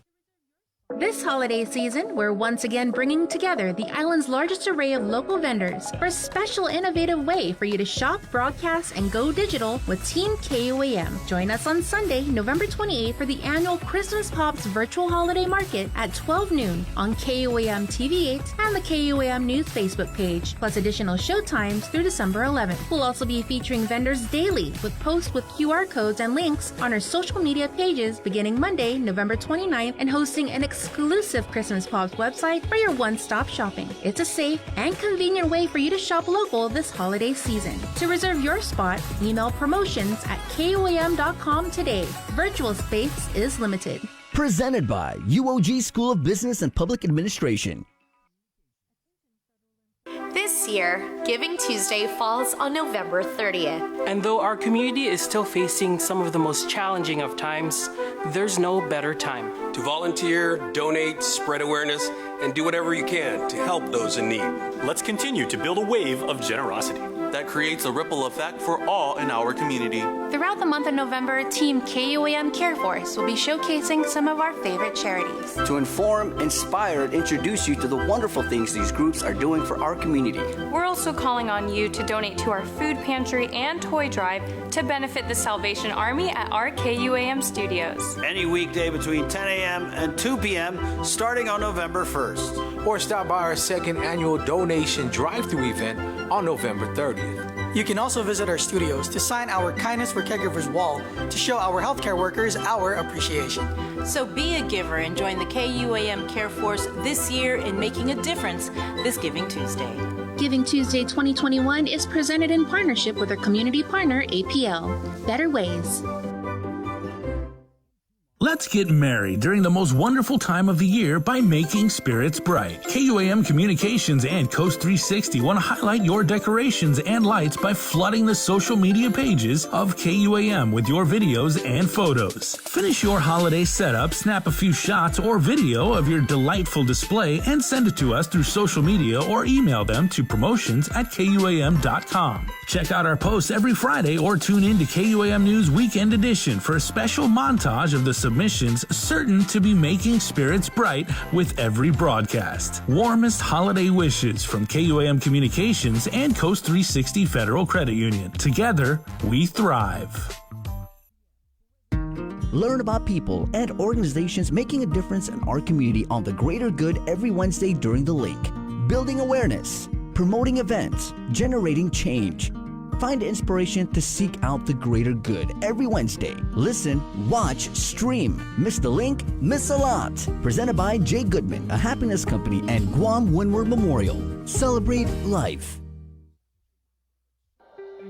Join KUAM every Wednesday on Primetime for Inside Business. It's our new weekly segment featuring the struggle of Guam's businesses during this global pandemic. We'll hear from industry leaders about the difficult decisions they were forced to make to implement cutoffs, layoffs, and shorten hours just to survive. It's the other side effect of COVID, the island's economic crisis. We'll also feature new businesses that managed to open and thrive during these challenging times. It's Inside Business every Wednesday on KUAM News Primetime. Take in the panoramic beauty of our island each Sunday on the KUAM News Instagram with Scenic Sundays. Scroll through the natural beauty of the island on display. Scenic Sundays on the KUAM News Instagram is brought to you by Addis Trust and Investment, Location, Service, Trust, and Haagen-Dazs Shops Guam, where every day is made extraordinary. We know you're tired of hearing about COVID-19. Some of you are probably wondering whether this is ever going to end. However long it takes, we all have to do our part, including our children, to hold the line. You can protect yourself and your family by getting vaccinated. And if you're already vaccinated, don't let your guard down, because you can still give and get COVID-19. And if you're not vaccinated, remember that if you catch the virus, you could suffer more severe complications. At the end of the day, it's the choices we make to protect ourselves, our families, and our community that will control the spread. We know it sounds repetitive at this point, but again, wash your hands, watch your distance, and wear your mask. Together, we have to hold the line. The Link. Each morning on Breeze 93.9 FM.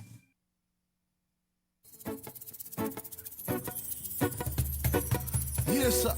Rastaman Khan alongside this band called High Rise gives you live and direct right here, I-94 Studios, yeah?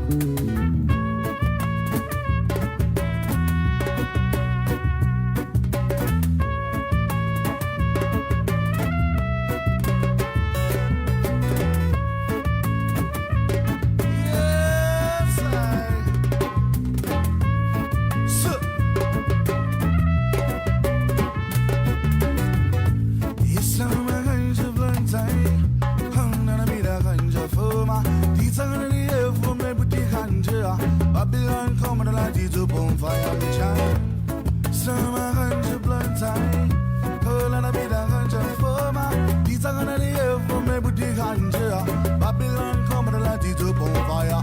Big sinking alligator blood chili. I think all of them are galleria.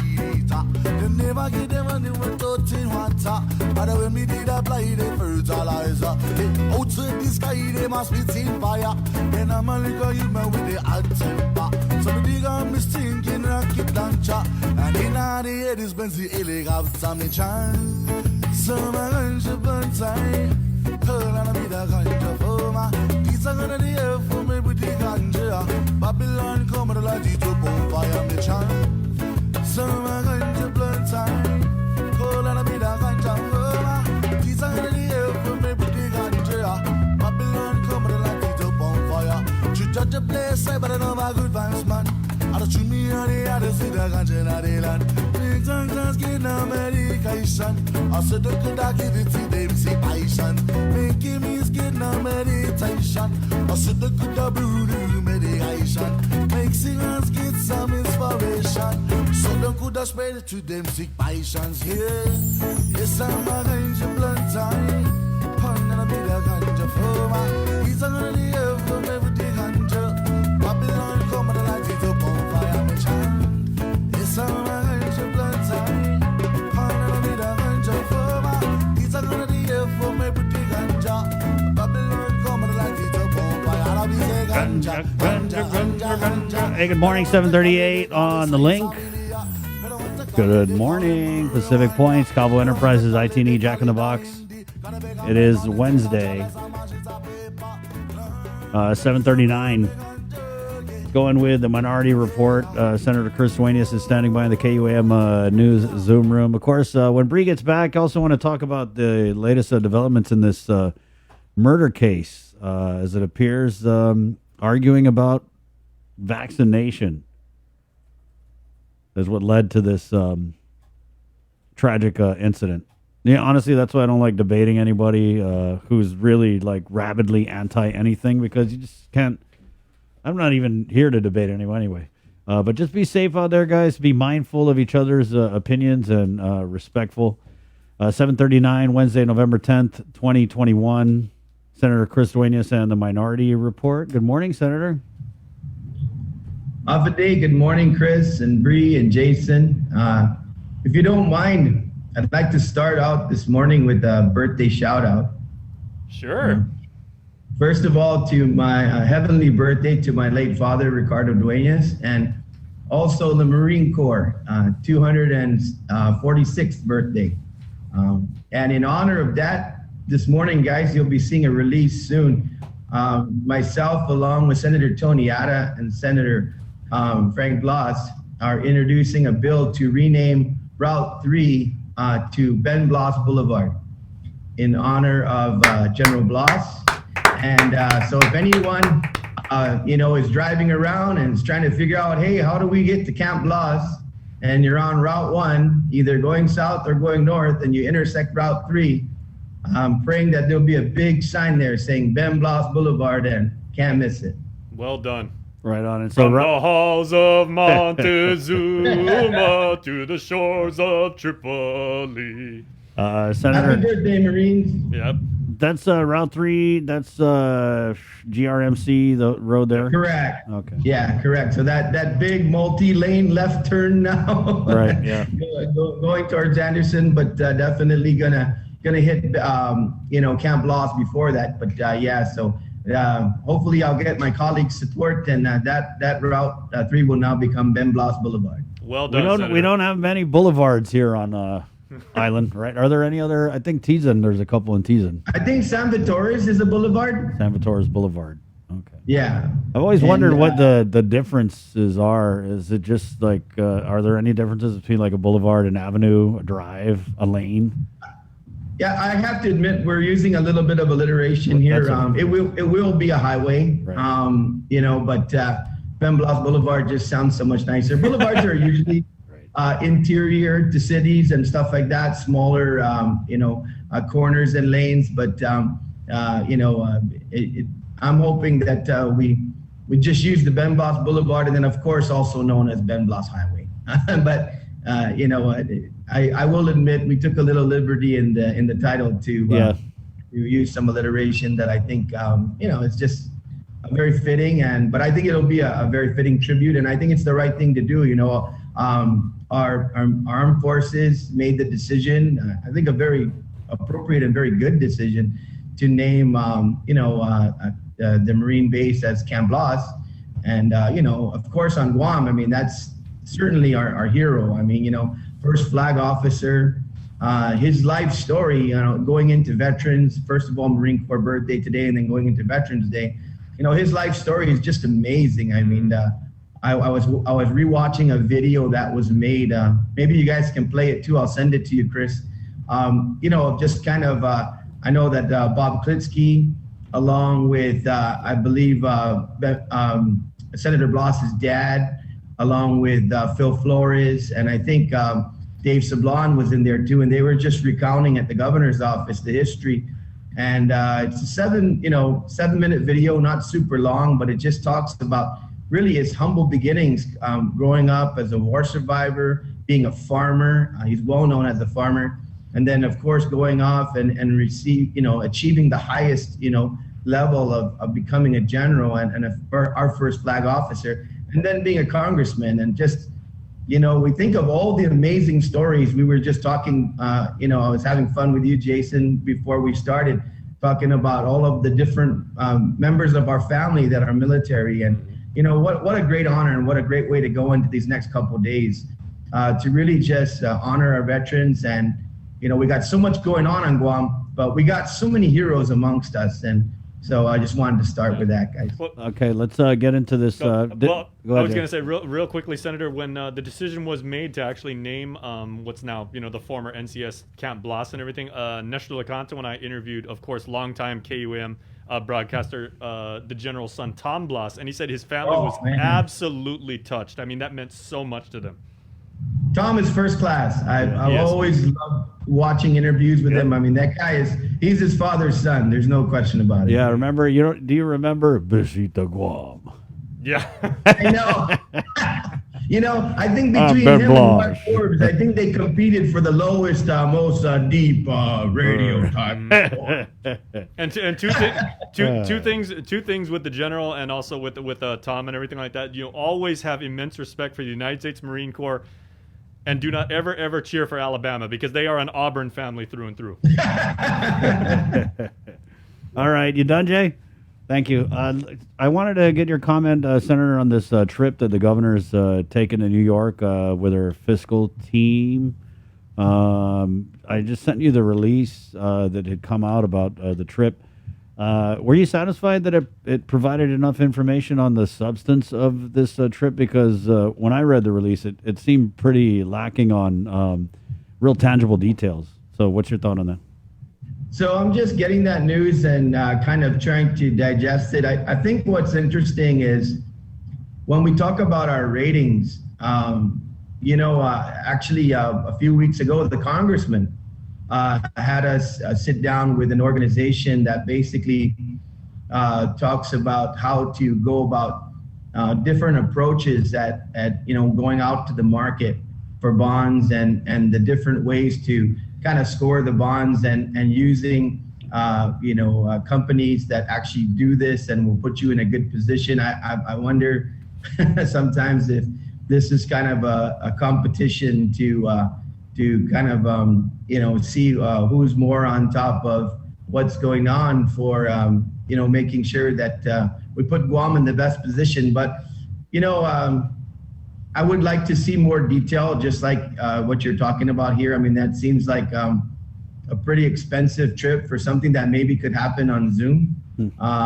Here we are, still, in certain amount of restrictions on our island.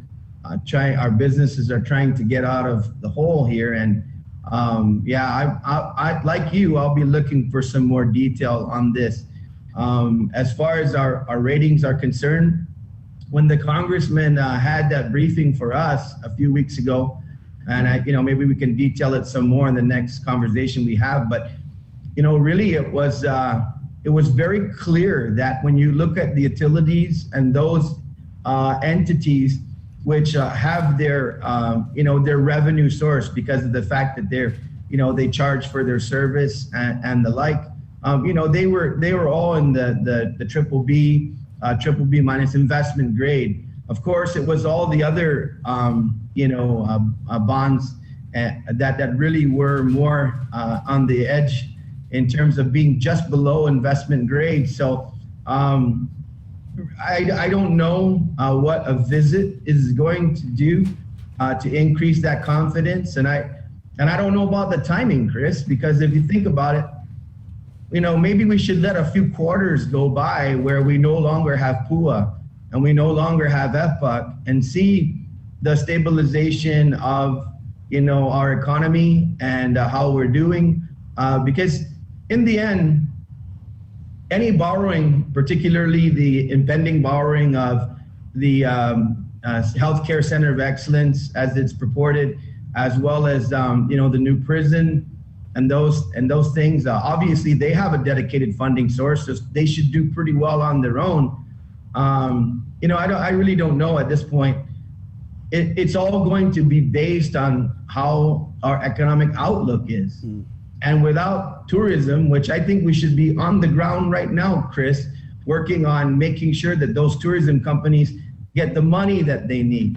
In that latest report from the governor, I don't know that I saw any transfer from ARP that was in excess of what was originally transferred for GITA, for other programs. I have to go back and look again, but I don't know that specific $25 million to try to help our struggling tourism companies, is there. And then they've asked the legislature to pass a bill, right now where there's no true funding source, but we're going to be good sports. We're going to trust that the governor, we're going to give her additional transfer authority. We're going to make sure that possibly is second in line behind tax refunds that are already committed. The Speaker put that amendment into the potential funding source, which is the 2021 surplus. So, Chris, we got a lot of work to do here, and I'd rather be working here at this point than basically anticipating ratings and trying to shop ratings. I don't know what we're shopping it on, so I'm a little curious along with you. Right. I wanted to read this little part of this statement here. At the outset of this administration, she, the governor, stated she would only borrow to build or to make debt cheaper to the people of Guam. I'm sorry, the last part of that, Chris? At the outset of this administration, she, the governor, stated that she would only borrow to build or to make debt cheaper to the people of Guam. She adhered to this philosophy while concurrently holding the line on expenses while pushing out federal stimulus monies. But just that little part about she stated that she would only borrow to build or to make debt cheaper to the people of Guam. I mean, this release doesn't really tell us anything, and it's almost like with this administration, you have to really read between the lines to figure stuff out. So with that just kind of like little implication that she said she would only borrow if, does that to you indicate that maybe the purpose of this trip is to, I don't know, shop a bond for the hospital or something? Because, I mean, as you can see, Senator, we're just left to guess with this communication. We're left to guess, and Chris, that's lacking a little history, okay? Because let's go back and use some history here, okay? Governor Calvo went and had to erase the deficit of multi-year non-paid tax refunds. Now we're bragging about tax refunds, which it was the Calvo administration that made sure that we trued up. And then as we went forward, Chris, we ended up having a situation where the economy was stable and very strong, and then we had the Trump tax cuts. It was the legislature and the governor, Governor Calvo, who exercised fiscal discipline, shrunk the budget, and made sure that we balanced the budget and handed the governor a, yes, albeit a modest deficit because, and very much so because of the Trump tax cuts on the front end, which caused a major depletion of general fund revenues. Now going forward, I have to congratulate the 35th going into the 36th. Chris and Bree, it has been the legislature that has exercised fiscal discipline. We have passed budgets that have now, I believe, gone well over $100 million less than those budgets that the Calvo administration had to cut. And of course, we had to raise the BPT to 5%. And that was supposed to only be for 6 months and sunset. And it's been here now ever since. That has yielded the government of Guam $60+ million a year. Our congressman worked hard and with a lot of prodding from the legislature to make sure that we would get EITC reimbursements. The ATC now is raking in hundreds of millions of dollars for working families and families who need the money. Yes, there's fiscal stability, but this fiscal stability is on the back of over $3 billion that has come into Guam under federal sources. It is also because we refuse to reduce the BPT back to 4%, which is yielding us all this money on top of the other things that I just mentioned. I wish the governor would just, at some point, reach out to us and work with us and join us in celebrating these stabilizations, but also all the work we need to do going forward. I've never seen an individual be successful by not incorporating all the people around them who make their success. I'm going to go out on a limb here and say Chris and Bree probably wouldn't be as successful individually as they are together. Let's really, going into this holiday season, when we say Thanksgiving's coming up and we celebrate Thanksgiving, let's be thankful for all of those who are around us that have helped lay the groundwork for what we're doing going forward. The borrowing that ever takes place, the road to borrow comes to the legislature. And I want to say, as far as I'm concerned, Congressman San Nicolas, members of the 35th, and now going into 36th, have been a huge part of where we are. The other side, though, guys, and this is what a lot of the Republicans have been talking about, it's not time to spike the ball and celebrate. Let's have at least 2 to 3 successive quarters without PUA and FPUC to see where we are. Let's make sure we've prepared tourism to be ready to rock and roll so that we have something to sell. I can't imagine being in New York right now and having the first question, okay, yeah, we're going to do some ratings for you. What's the outlook for tourism? Pretty bleak right now. What's the plan? Well, we're talking about subsidizing some of the businesses up to $50 million to make sure that they're there and their doors are open when tourists arrive to be able to go fishing, jet skiing, parasailing, go down to the Valley of the Lati, ride the Carabao, and everything else. Okay, wouldn't it have been nicer to go with that plan in hand? I guess that's my cursory review, and I don't know that this is the right time to do that. Just tell us what you really think. Good morning, Sabrina. Good morning. Good morning, Bree. Good morning. I wanted to get your reaction to, well, it's not a plan, but the expenditure allocation for the ARP money, indicating $135 million was allocated. Yeah, here's another thing where, a lot of good faith could be built here. There could have been a lot more detail. I know that as I've reviewed it, I haven't seen, a lot of information that I could say, okay, that was a good expenditure. I'll save a few things. Of course, she yielded to the legislature's prodding to say, don't hold the line on the 30 million for the issue of the funds under All Rise. So there's a few, expenditures in there that are very solid and meaningful in terms of how our plan was going forward. But I'll just pick one that I'm a little curious about. Almost $7 million on banking fees. Credit card fees. Now, I don't know. If they've suspended charging banking fees for banking transactions within the government, then maybe I can understand that. That would be a benefit if I went up and had to transfer a vehicle and I'm going to pay $1,000 because I bought a nice vehicle, a used vehicle, and I used my card for it and there was no fees. That might be a benefit, but I would really like some more detail in an expenditure like that. So that's an example, Chris and Bree and Jason, that we asked for a report. This reminds me of when we went back to the issue of the procurement, where there was the procurement that was emergency procurement, no quotes or nothing.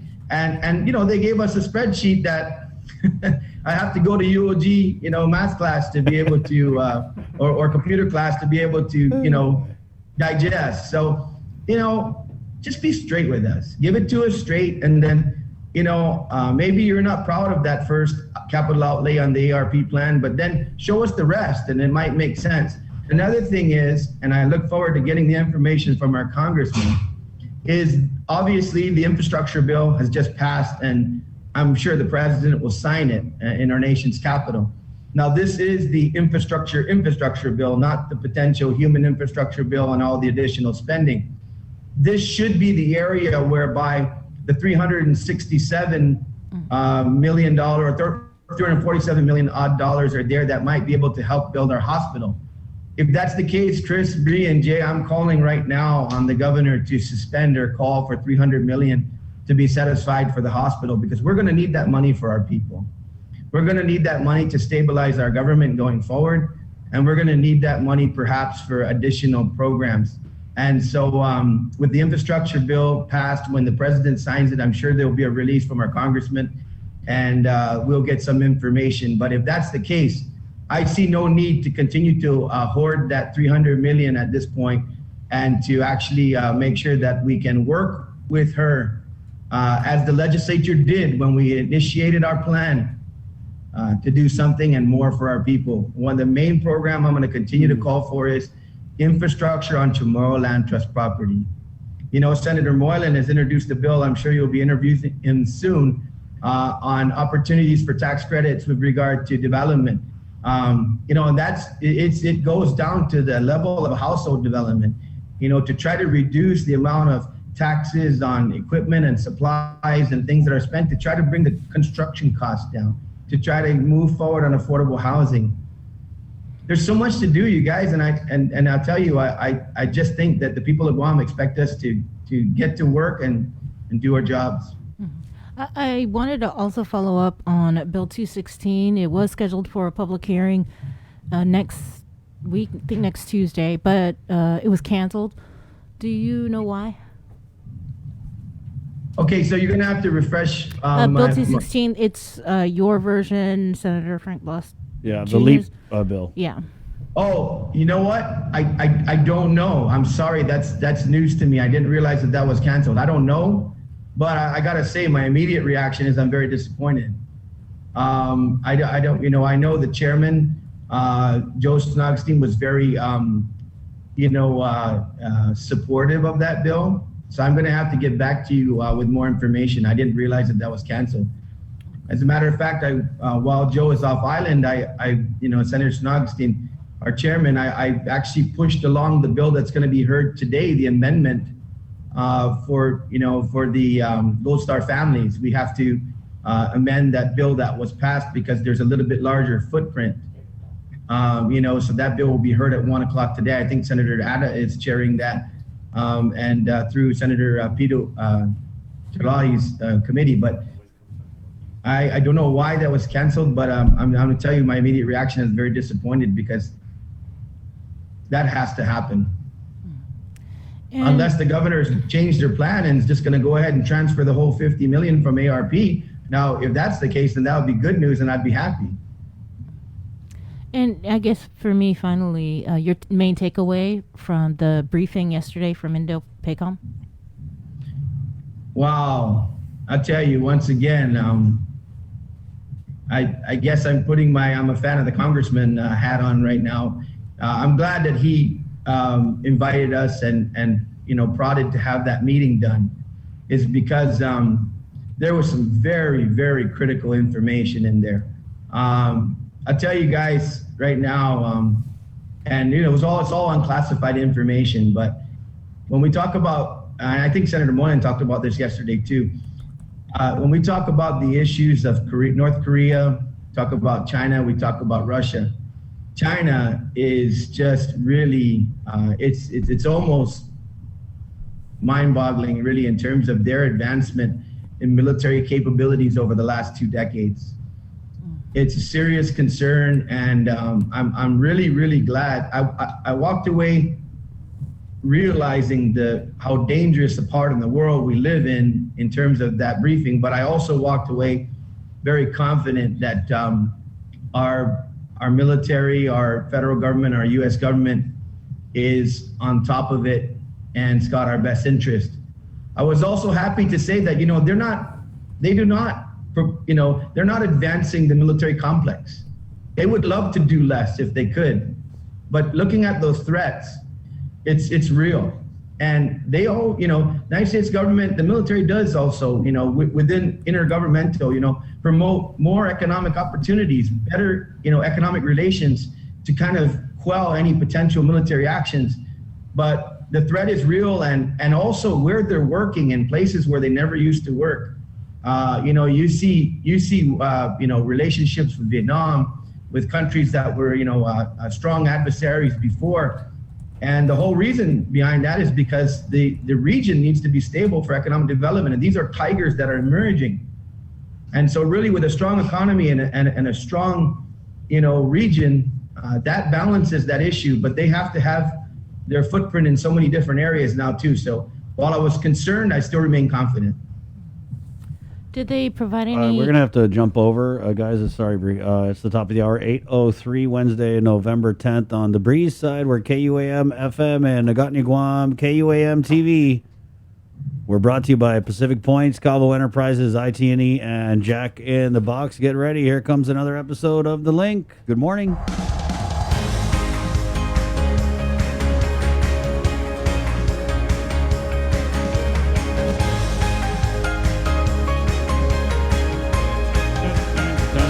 Good morning, Guam. Welcome back. It is 8:03 Pacific Points. Calvo Enterprises, IT&E, and Jack in the Box on this hump day.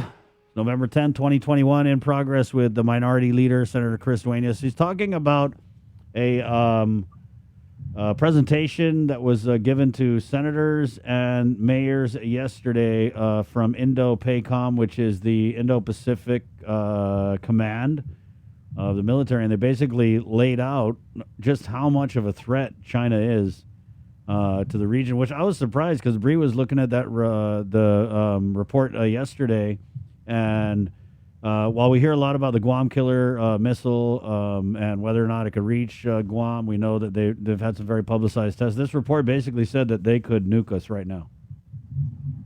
Right now. Like, we could be nuked right now by China.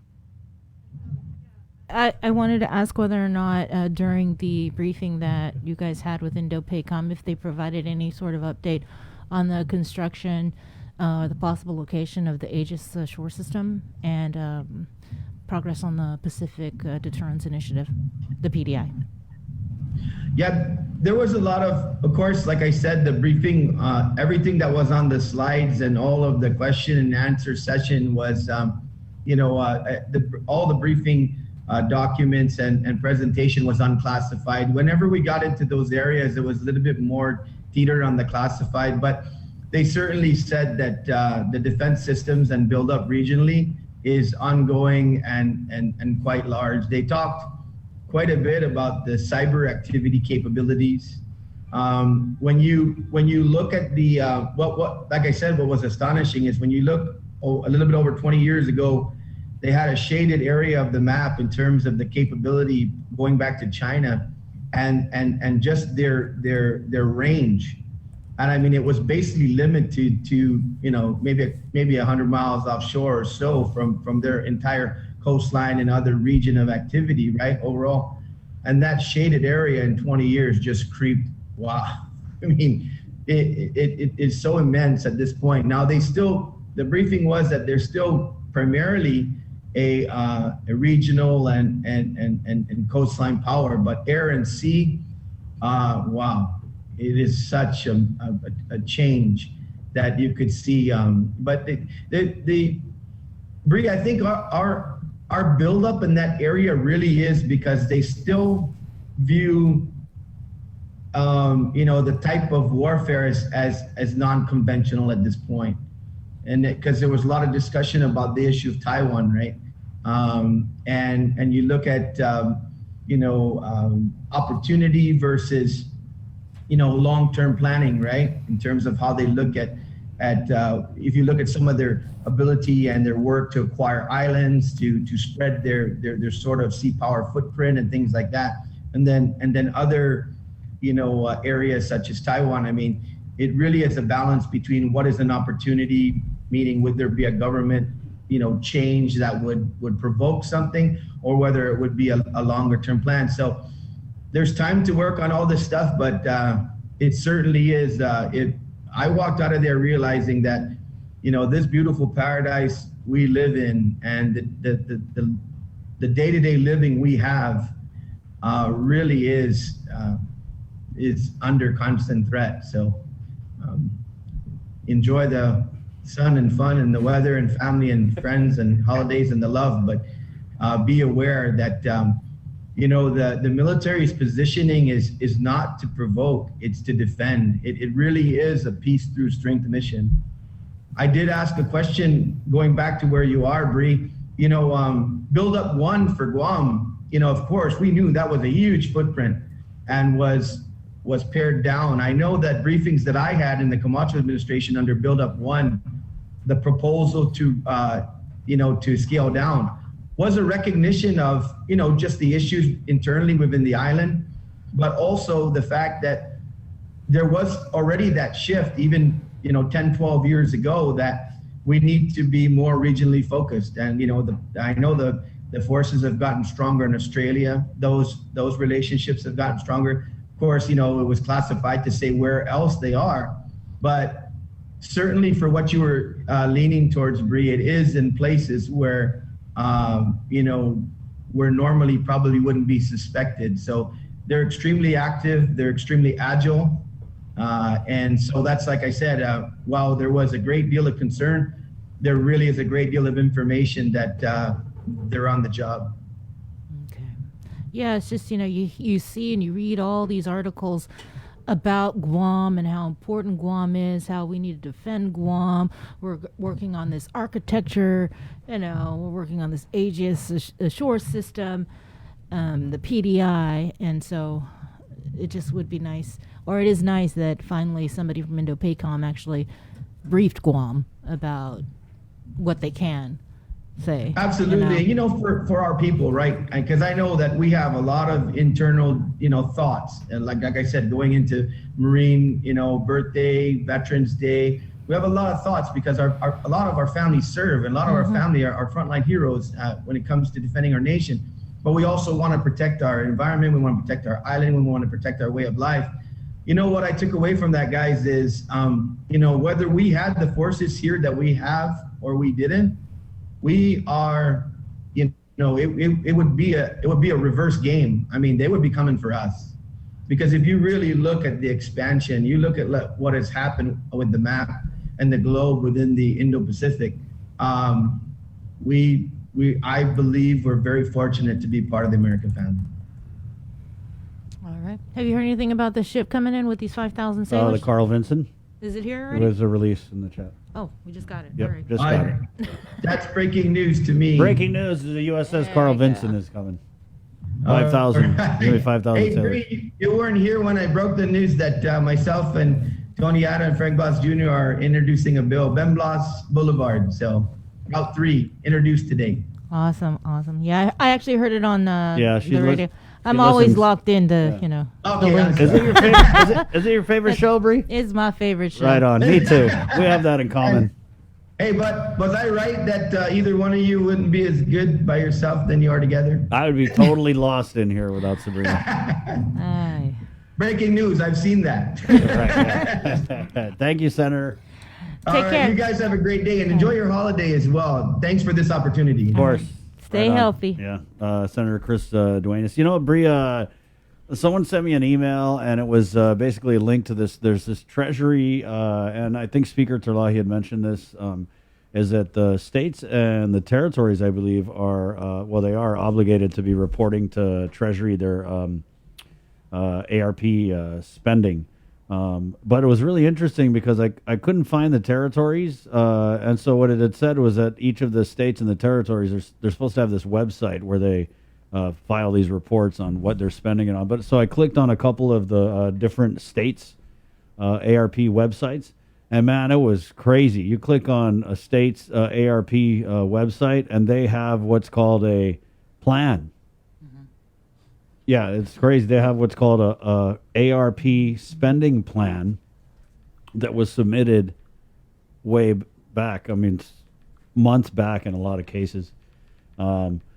Yeah, so that was different. I was like, whoa, they make plans for this kind of stuff? I guess they do everywhere else but here. So that was pretty interesting. You ready to do news? Sure. Are you sure? It's 8/12, Wednesday, November 10th. Our favorite Board of Education member, no offense, Mark. My favorite, Miss Maria Gutierrez, is coming up on the show, and she's been doing tours of the schools. And let me tell you, Mrs. G is what I like to call a white glove inspector. You know the white glove inspector? Yes. Yeah, they were the white. Did you guys have relatives? I have been on the receiving end of some white glove inspections, and they are really, really hard to pass. Yeah. And so she's coming on to talk about that. On the way. Here it's 8:13. Let's go ahead and get into our 8 o'clock look at news from the KUAM News team with the very latest. On this Wednesday morning, it is the 10th day of November. Sabrina Salas Matanani, good morning. Hafide, good morning, everyone. Some somber news to report related to COVID-19 as the island recorded 6 COVID-19 related fatalities, including 2 that were previously unreported in September and October of this year. According to the Joint Information Center, the 250th COVID-19 related fatality occurred at GRMC on September 11th. The patient was a 92-year-old woman. She was unvaccinated with underlying health conditions and was a known positive case. The 251st occurred at GRMC on October 24th. The patient was a 70-year-old man unvaccinated with underlying health conditions. He tested positive on October 10th. The 252nd COVID-19 related fatality occurred at Naval Hospital on the 5th. The patient was a 72-year-old man. He was unvaccinated, again with underlying health conditions, testing positive on November 1st. The 253rd occurred at GRMC on November 8th. The patient was an 81-year-old woman. She was fully vaccinated with underlying health conditions. She tested positive on October 30th. The 254th occurred at GMH on November 8th. The patient was a 72-year-old man. He was fully vaccinated with underlying health conditions. He tested positive on October 29th.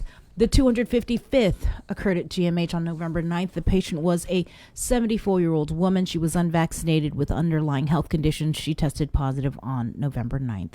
A total of 38 people hospitalized, 2 pediatric admissions, 6 receiving ICU level of care, 4 on ventilators. Out of the hospitalizations, the JIC reports that 18 vaccinated, 19 unvaccinated, 1 ineligible to receive a shot.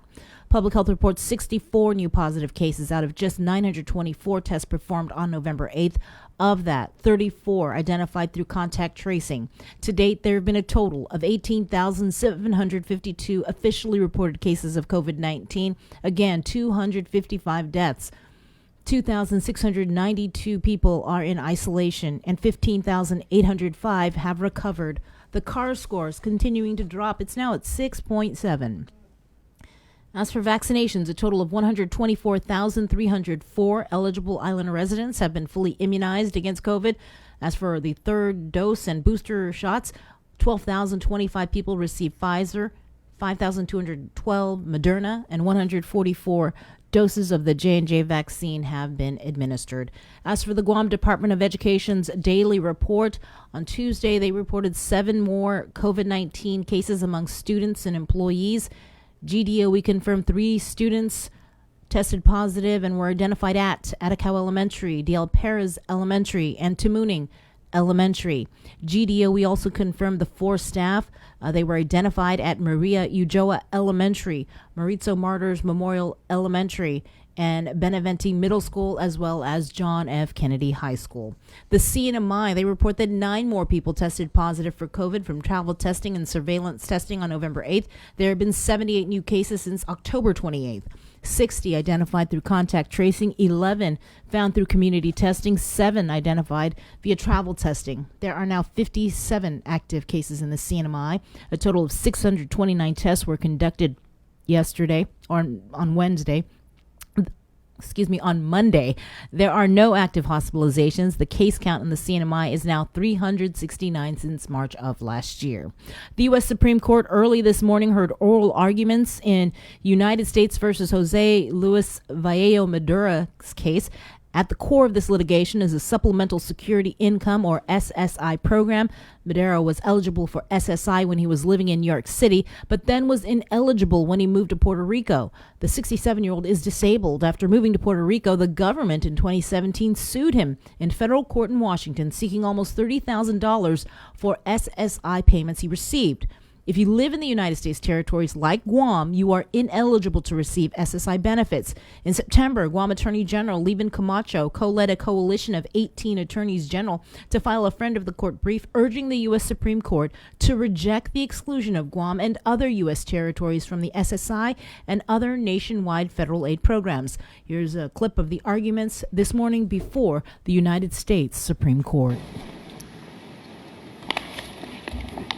Mr. Ferre. Mr. Chief Justice, and may it please the court. Not long ago, Americans with disabilities, especially the poor, were practically excluded from society.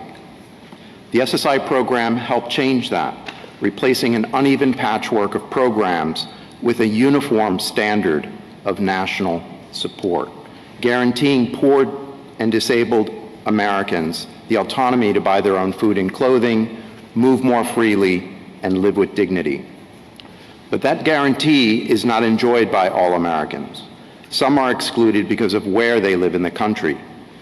My client, Mr. Valle Madero, an American citizen, qualified for SSI after suffering a debilitating illness while living in New York. His benefits were then revoked solely because he moved to Puerto Rico. We're here today because the government has sued him to recover payments he received while living there, even though he remained disabled and unable to work.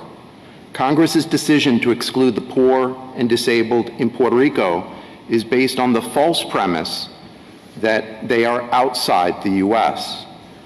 The Downs Court, the same court that decided Plessy, deemed Puerto Rico foreign for domestic purposes because of the race and ancestry of its people. And as was made clear in Califano v. Gautier Torres, that premise from Downs continues to provide an excuse for Congress to deny equal treatment. As such, the proper basis to examine the exclusion here is heightened scrutiny. But it is also simply irrational to treat Mr. Valle Madero differently just because he's now in Puerto Rico. That is what the lower courts unanimously held. For all relevant purposes, he is the same as similarly situated individuals in the States and the Northern Mariana Islands. Tax status is irrelevant. Those poor enough to qualify for SSI pay no federal tax, and they don't have to qualify. I welcome your questions. Just to help clarify things for me, we're talking a lot here about Puerto Rico.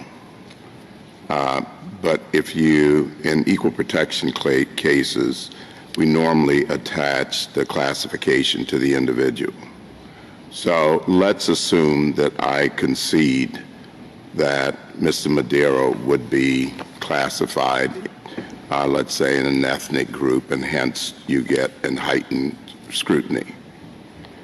But can you transfer the treatment, the concerns that you have about the treatment of Puerto Rico to a citizen of Puerto Rico or a resident of Puerto Rico for equal protection analysis purposes? Yes, Your Honor. I believe that treating a citizen as though they're foreign because they happen to reside in Puerto Rico is the issue. Okay, so let's assume that someone who is of Italian descent has lived in New York City all of his life and decides, you know, Puerto Rico is really a nice place. I think I'm going to move to Puerto Rico. And assume after that that the exact same thing happens to him as happened to respondent here. But he's Italian. How would you analyze that? Would it be any different? No, the analysis would be the same. So you are transferring the relationship with Puerto Rico to the individual who happens to reside in Puerto Rico? Yes, that's correct, Your Honor. Do you have any cases in which that has been the case? You have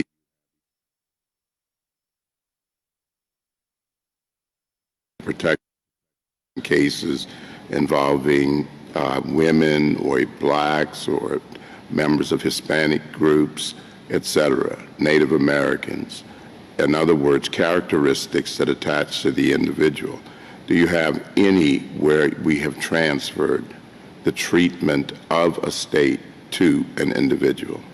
I think, Your Honor, that this is a circumstance in which, because of the characterization of these unincorporated territories, anyone who now moves to these unincorporated territories is deemed now to be in a foreign country.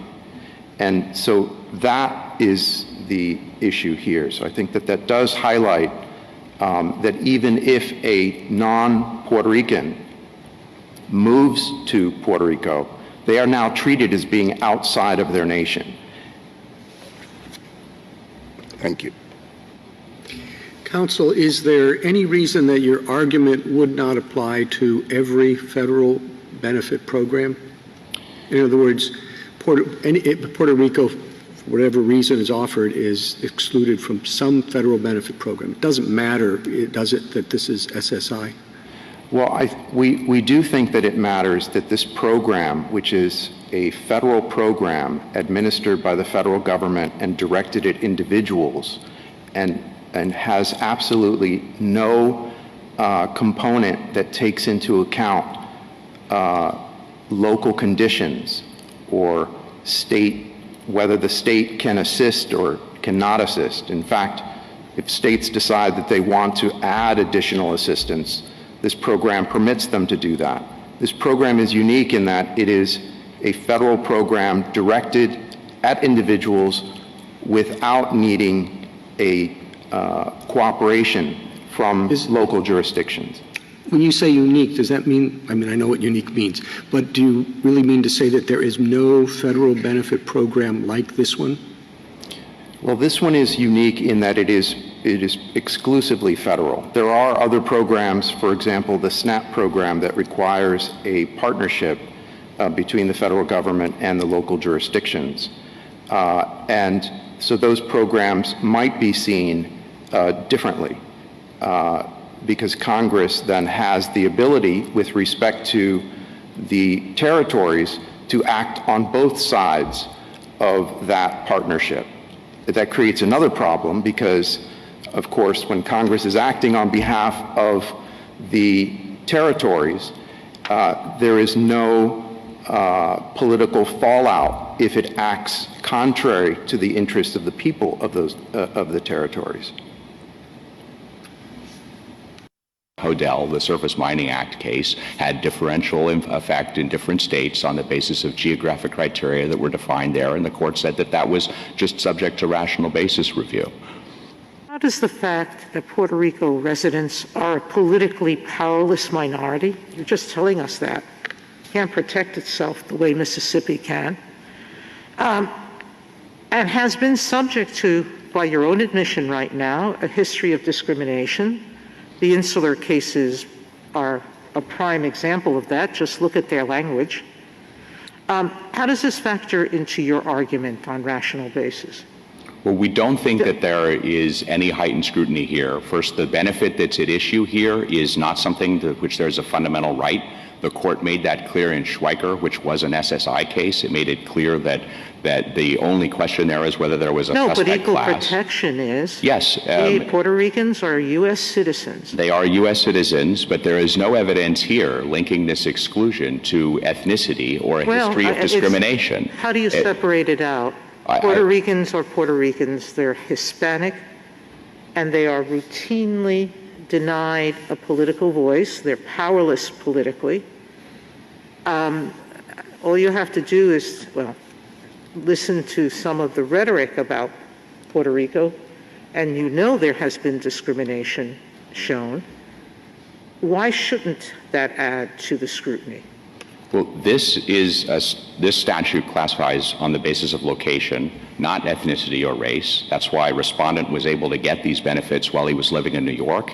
He's not able to get them while he's living in Puerto Rico. There's no evidence that anyone on the other side has cited that ties this determination in the 1970s about how Puerto Rico would be treated in this benefits program to any of the troubling statements in the insular cases from the early 20th century that came from this court.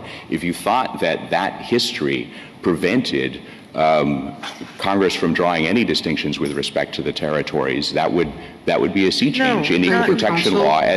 Thank you, counsel. Justice Thomas, Justice Alito, Justice Sotomayor. Just to finish that thought, no, but a distinction based on citizenship, period. Needy is needy, whether in Puerto Rico or in the mainland. None of the people who receive it on the mainland pay taxes. None of the money is or would go to Puerto Rico for its self-governance. I do think that restrictions have to be rational, and I'm just not quite sure why one would say that it's rational to treat a group of people of citizens differently from other citizens on the mainland when the need is the same? And we think that's because they're situated in a community where Congress has left more tax revenue there, and that makes a difference. And there's nothing that ties the history of discrimination on the basis of ethnicity to this decision that happened in the 1970s. If that were thought to be a through line throughout the 20th century, then presumably Congress would not in 1950 have extended ordinary Social Security to residents of Puerto Rico. Justice Kagan? Mr. Gannon, you've gone this whole argument barely mentioning Torres or Rosario. Meanwhile, included in the Build Back Better Act before Congress is a provision that would include Guam and other U.S. territories in the SSI program that is expected to go up for a vote any day now. The aircraft carrier USS Carl Vinson with 5,000 sailors aboard will be making a port visit this week. The ship arrives tomorrow and crew members will be allowed shore liberty while here. The Navy says the Carl Vinson has one of the highest overall vaccination rates in the Department of Defense. Only vaccinated sailors will be authorized off base. The carrier will be joined by a strike group that includes 3 other ships. The Carl Vinson departed San Diego on August 2nd.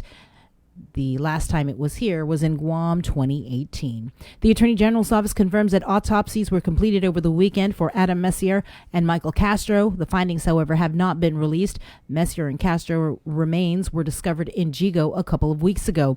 The AG's office also confirms that an autopsy was conducted on John Pinella. Pinella, you may recall, was stabbed and set on fire back in August in Jigo. He died last month.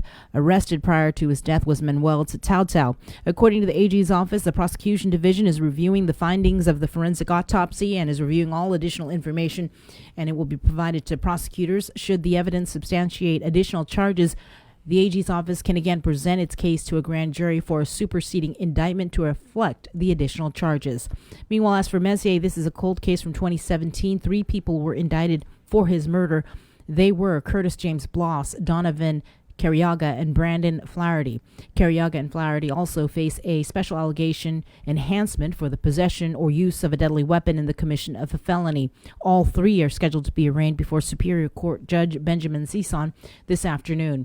As for Michael Castro, his body was also located in Jigo a couple of weeks ago. He was reported missing in October of last year. Arrested and indicted for his murder were Troy Damian and Nicholas Wayne Moore. Both are being electronically monitored while on pretrial release. KUAM is waiting for more information from the Guam Police Department to see if they are able to confirm whether the autopsies conducted on the remains positively identified Adam Messier and Michael Castro. And with more news now, here is Isaiah again. This news update is brought to you by Pacific Points. Do more, get more. Buenas and hafide everyone, Guahusi Isaiah again with your headlines here on The Link. As friends and colleagues mourn the loss of Dr. Moran Rabadi, the man accused of his murder was scheduled to appear for his magistrate hearing in the Superior Court Tuesday. KUM's Hannah Devonzo reports. Dr. Miran Rabadi was an interventional radiologist at the Guam Memorial Hospital for the past 3 years. Shocked and with a heavy heart, the hospital issued a statement saying his talents were undeniable, impeccable, and his passion unparalleled. It went on to state that he will be missed and that counseling services are being provided to staff. As we reported on Sunday, Dr. Rabadi was the victim in a fatal stabbing that occurred at the Poinciana Apartments in Tamuning. The suspect, Akmal Kozib, was charged with aggravated murder. He was scheduled to be magistrated on Tuesday, but due to technical issues, it was rescheduled. According to court documents, Kozib and Dr. Rabadi were discussing vaccinations when he became angry. He allegedly wrapped his arms around his neck from behind and began choking him. According to witnesses, Kozib grabbed an animal bone from the kitchen and struck Dr. Rabadi in the neck.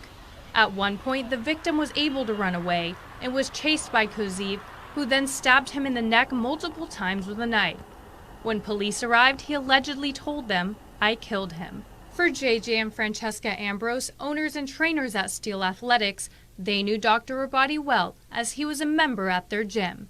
They mourn the loss of their friend. It was always looking out for us, the gym, and the people around him. I mean, it was just a great person to have around. Reporting for Guam's News Network, I'm Hannah Devonzo. Koziv is now scheduled to be magistrated in the Superior Court on Wednesday. Guam remains a primary target of China should a conflict escalate with the United States over Taiwan.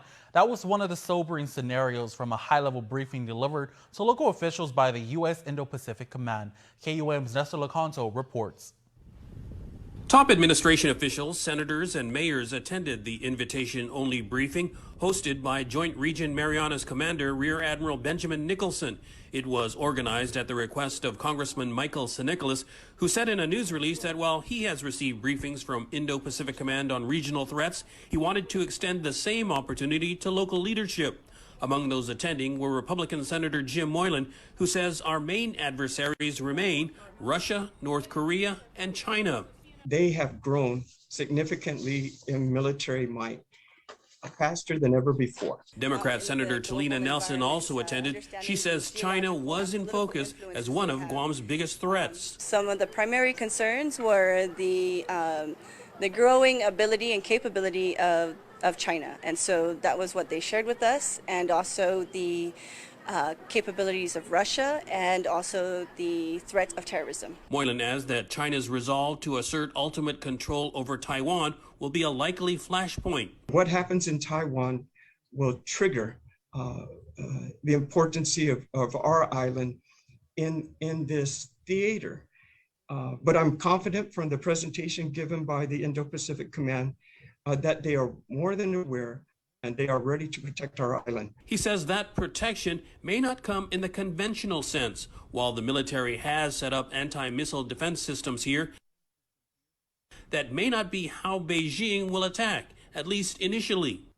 Cyber techniques, killing us with isolating us, not having us be able to communicate, which we can see them practicing already, right? And if they can control it that way, then they don't have to take the next step. The briefing also comes on the heels of an annual Defense Department report to Congress, which reconfirms, among many other things, that Guam is well within reach of a Chinese missile attack.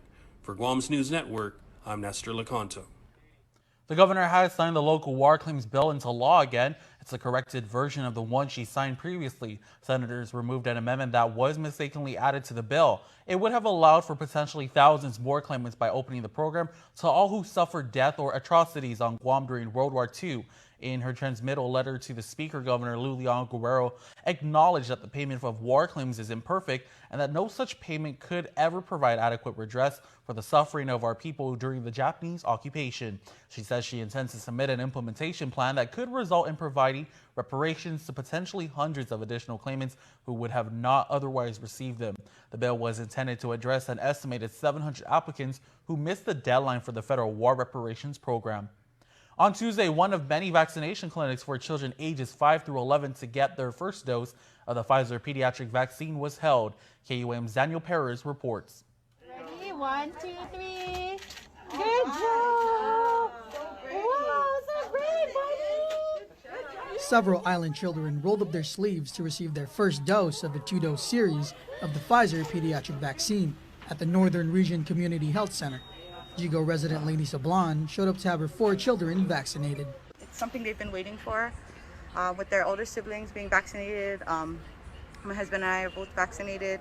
It's just one more layer of protection for them. You know, they're supposed to go back face to face soon, and it's good. It's been 2 years with COVID, so it's something that we talk about with them, and then with the vaccine being available. First to the adults and then to their siblings above 12. So it's something that's been talked about, and talk about being brave, and so they wanted it. They knew they had to be brave. Although not all parents will have their children vaccinated, Sablan says for her, she's thinking about her kids' safety. It's something that you have to discuss with your family, and for us, it was the right choice. I can't really speak for other parents because you have to think about your household and what's right for you.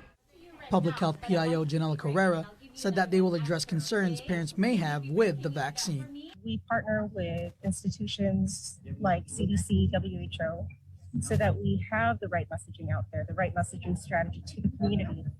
One thing that I do want our parents to be reminded of is that, a lot of the COVID-19 cases, sure, in the beginning, were of the adult population, but we did see COVID-19 cases in our youth, in our younger population as well. According to Carrera, public health's primary focus now is to get as many children vaccinated as soon as possible. In order for minors to get the vaccine, they must be accompanied by a parent or legal guardian. Parents must have a valid government-issued ID, and guardians must present legal guardianship or power of attorney documentation. Possible side effects your child might experience are tiredness, headache, muscle pains, chills, pain, or nausea. Side effects should go away in a few days. The Northern Region Health Center will continue to give the pediatric vaccine every Monday from 9 a.m. to 12 p.m. and every Friday from 1 p.m. to 4 p.m. The Southern Region Health Center will do the same every Wednesday from 9 a.m. to 12 p.m. Walk-ins welcomed, but appointments will be prioritized. To schedule your child's appointment, go to tinyurl.com/COVID stops with me. Daniel Perez reporting for Guam's News Network. That's it for now. We'll see you tonight for KUAM News Primetime. This news update is brought to you by Pacific Points. Do more, get more.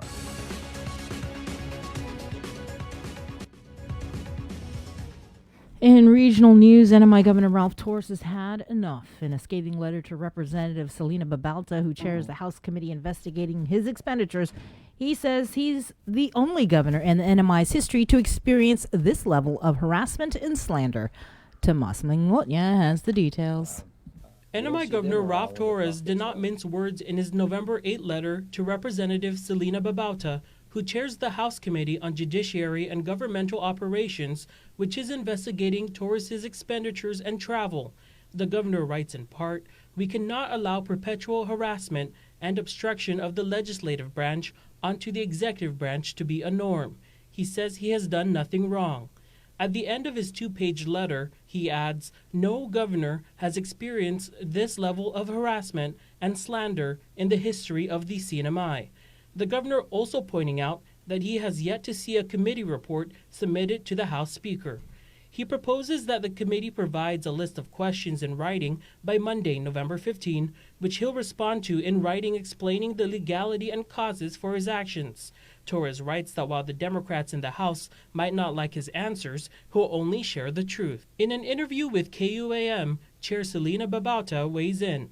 If he should ever try to invoke any immunity, implied immunity he thinks he may have, that is far greater a danger to democracy than what he claims the JGO committee is doing. I did speak with the legal counsel about it. We don't even need to reply to him, but we may.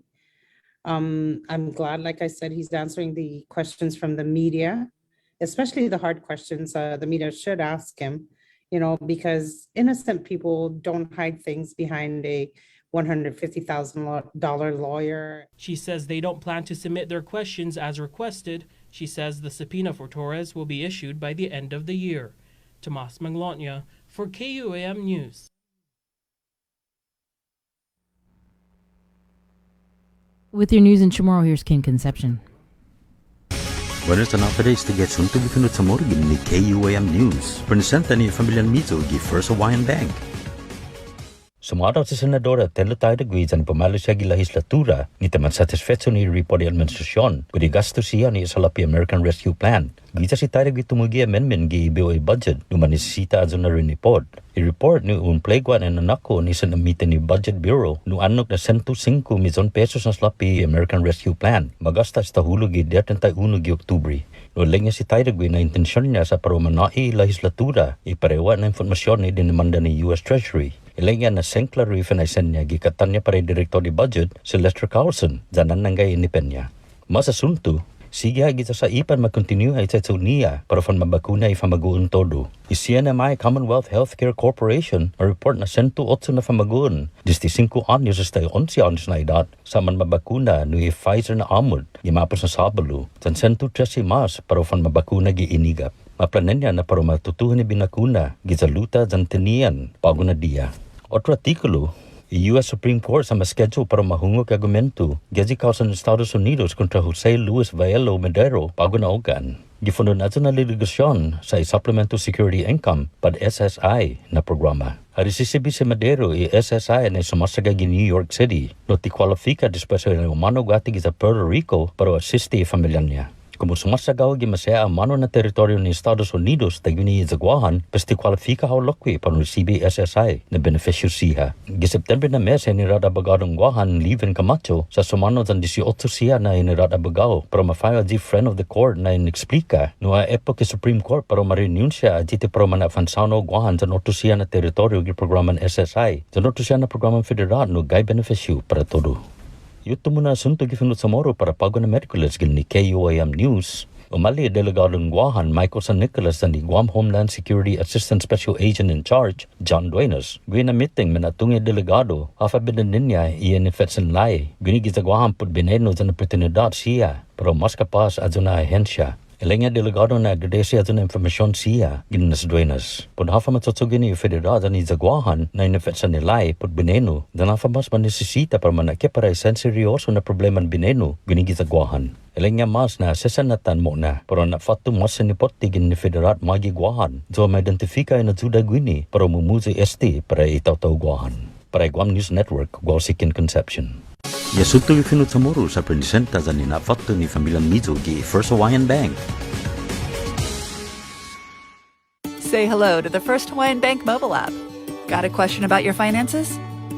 You've come to the right place.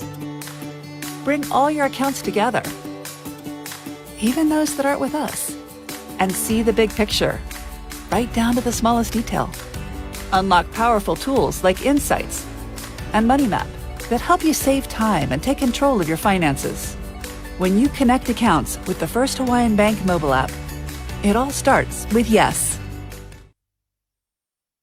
All right, we're back here on the link, 8:45, Wednesday, November 10th, year of the COVID 2021. Let's get Board of Education member Mrs. Maria Gutierrez on in the KUAM News Link Zoom room. Good morning, Mrs. G.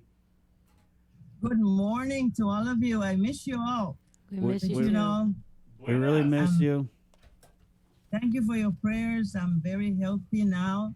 I am ready to continue what I love to do is going out to the schools to see how the conditions of the facilities, because you know that that's where our children spend most of their time in learning. And if the facility, the environment of the school, lack of air conditioning classrooms, with bathrooms that it's not really being dirty, but the maintenance of that's needed to repair the bathroom, the grass cutting at the school. How can students go to the playground when the grass are high? That's my concern. And you know, you all know my passion, and I will continue to do it as a board member. Chris, when you messaged me yesterday, I was coming out of Simon Sanchez. I was there. I started with the high school because there is a plan that all high school students will return to school December 1st. And I want to make sure that the facilities are ready to bring for our students. I know there's a lot of parents out there, grandparents, that are very concerned. And I don't blame them because I am a grandparent and a great-grandparent of students in the public school system. But I'm not just doing it for them. I'm doing it for all the students, the 29,000 students, the employees, the teachers especially. That's why I'm doing this. I'm going out on my own. I did mention to the board members that, you know, in our meeting in October, come out to the schools and see for yourself. And the same thing I'm calling out all elected officials. Come to the school and see for yourself. Just don't go on the hearsay. See for yourself. So Monday, Dr. Mary Okada joined me over at George Washington High School. So we went around to the classrooms, bathrooms, even to the gym with the administration of GW. And we asked a lot of questions, and we understand. And I wanted the people of Guam to understand, and you all know, because Chris, you have kids in the public school system, that funding, our budget has we never receive our budget that is requested. And this budget are coming from the schools. The stakeholders get together to develop the budget that they need for their school. All the years I have been a parent, I have been on the board, we never get 100%, or at least 99.9% of the budget requested. So it's hard to really fund a lot of this maintenance repair because we have to pay our personnel. We have to pay our employees. So I hear an elected official this morning that the people of Guam expect them to do their job.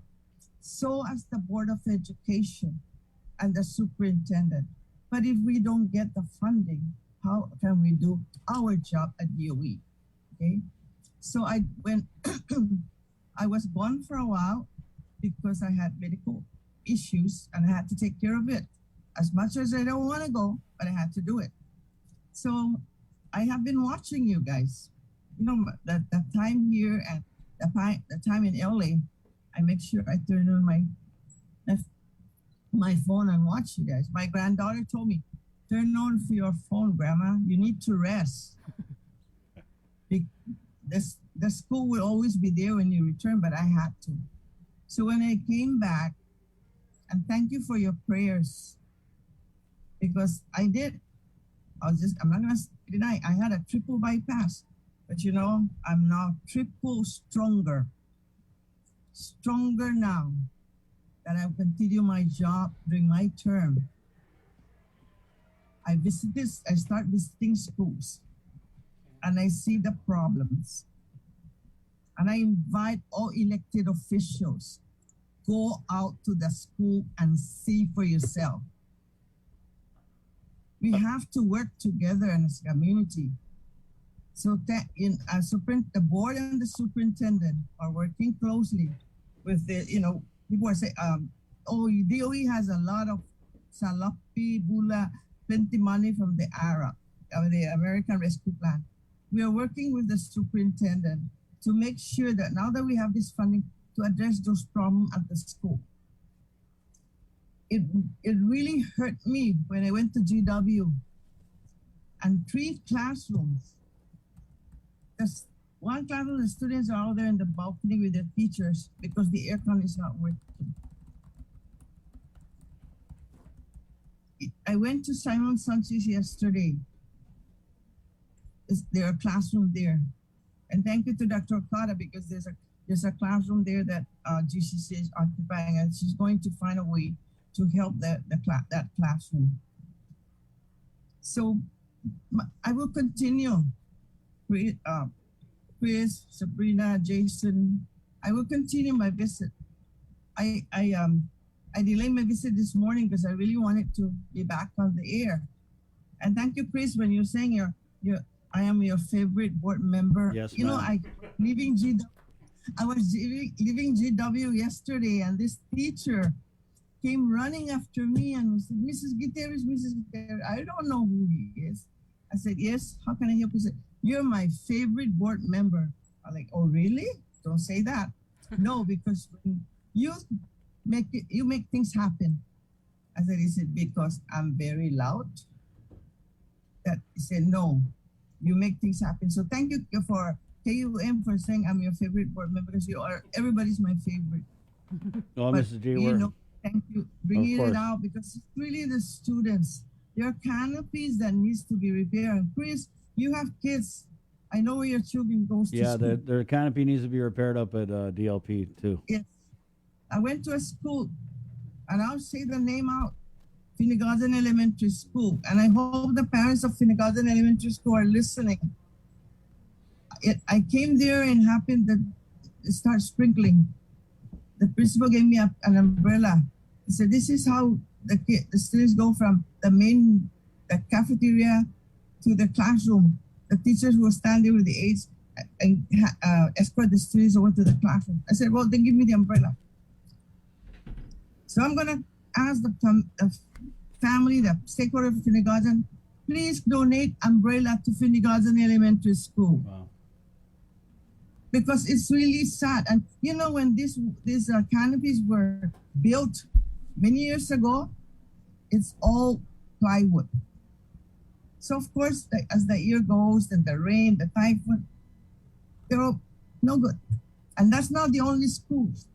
And yes, Chris, where your kids are attending school, the canopy is a problem. But because of the funding, so with this now, the funding that came from the Fed, Superintendent Fernandez and his team, will be working forward to get this repaired. This cannot continue, but we need also our elected official. We need our elected official, and not just call us down for oversight, round table, because we have a few disgruntled employees that are not happy with superintendents' directives. The board is prohibited from micromanaging the operational affairs of the Board of the superintendent. So I feel that the same for the elected official. Help us, not try to micromanage. I'm being very straight. And of course, they're not gonna, I won't be their favorite, but it's okay. I'm not doing this for myself. I'm doing it for the students of Guam. Grass cutting. I used to bark with the mayors because they were receiving the money for the grass cutting. Now I have to take my leaves because now it's not them doing it. I went around 2 Saturdays ago to the Deredu and the Jigu schools. The grass have not been cut. And that's why I did a mention to the superintendent and Mr. Franco Peners, acting superintendent for finance and administration. If these vendors cannot keep up with the grass cutting, then they should give up if they have a shortage of manpower. Chris, the school where your kids are going, check the one by the corner. Because I think there's a tilapia pond there. Because the water, when it rains, the water goes. Check the playground, whether your girls can go out and play without getting sticky birds. These are the things I'm after. And I bring it to the right people. Like, this has to be taught. So as I start my visits, this is my observation. You can call the other board members and ask them, have they been visited and what's their own observation? Because I'm talking only my own observation, because I make it my part of my responsibility as a board member. Of course, some may not like me, some may think I'm too much, but no, I'm committed to do my job, to provide a safe and healthy environment for our students. Yeah, curriculum, learning is happening, but it's, you go into, I remember my Nana, and Tomas should know that on Rhoda, the Manomco are very strict. My Nana said, make sure in your house, your bathroom is clean and your kitchen is clean. That's why my favorite place to go to the school is the bathroom and the cafeteria. One principal said, when we're going to name the bathroom at our school, Mrs. G's Pond, whatever, I said, that's okay, it don't matter. But that's what I look for. I'm not concerned or questioning the teacher, are you teaching the right curriculum? No, I'm looking at the bathroom. Yes, they're clean, but when you see a rusty faucet, that's not acceptable. For me, I don't know for the others. If the aircon in the classroom is not working, you imagine you stay in your house and your aircon breaks down and your window, you can't open your window. Of course, you're gonna go outside. So this is the same for the students. So I just want to make this after I said, what do you want? And Chris said, oh, we haven't seen hear from you. Oh, hear from me, and I'm going to continue. Yeah. I didn't take pictures, but if you want, just go to the schools and look at the canopies. because honestly, one of my board members that I sent the pictures, I explained about my business, said, I didn't know we have a skylight awning. So, I don't blame him for saying Come that. on, Mrs. G. Mrs. G. If you keep going, your kids are gonna message me and they'll be like, "Quit making my mom get all worked up." So let's just No. I drank my medication this morning, because they already songing me when I was trying to text you. I didn't know you were in the hospital, and they said, "Hey, she's recovering in the hospital. Leave her alone, Finn." So I don't want to get in trouble with your voice. It didn't matter. I was told by my nurse when she told me, women said, "Ma'am, yes, I think you need to put that away." I said, "No, I can't, because this is part of my responsibility, and a doctor and the nurse practitioner at GRMC came the next day and said, I got to report your blood pressure is up. What's going on?" Then he heard me listening to your show. Said, "That's the one that's causing you. Turn it off." I said, "No, I'm really committed. I know. This is me. This is Maria Gutierrez. I'm not faking it. I say like it is, and because I have to be, they want transparency and honesty. That's me. They want to follow me. Let me know. Message me. When is your next visit to the school? Because I will. And please be nice to my nephew.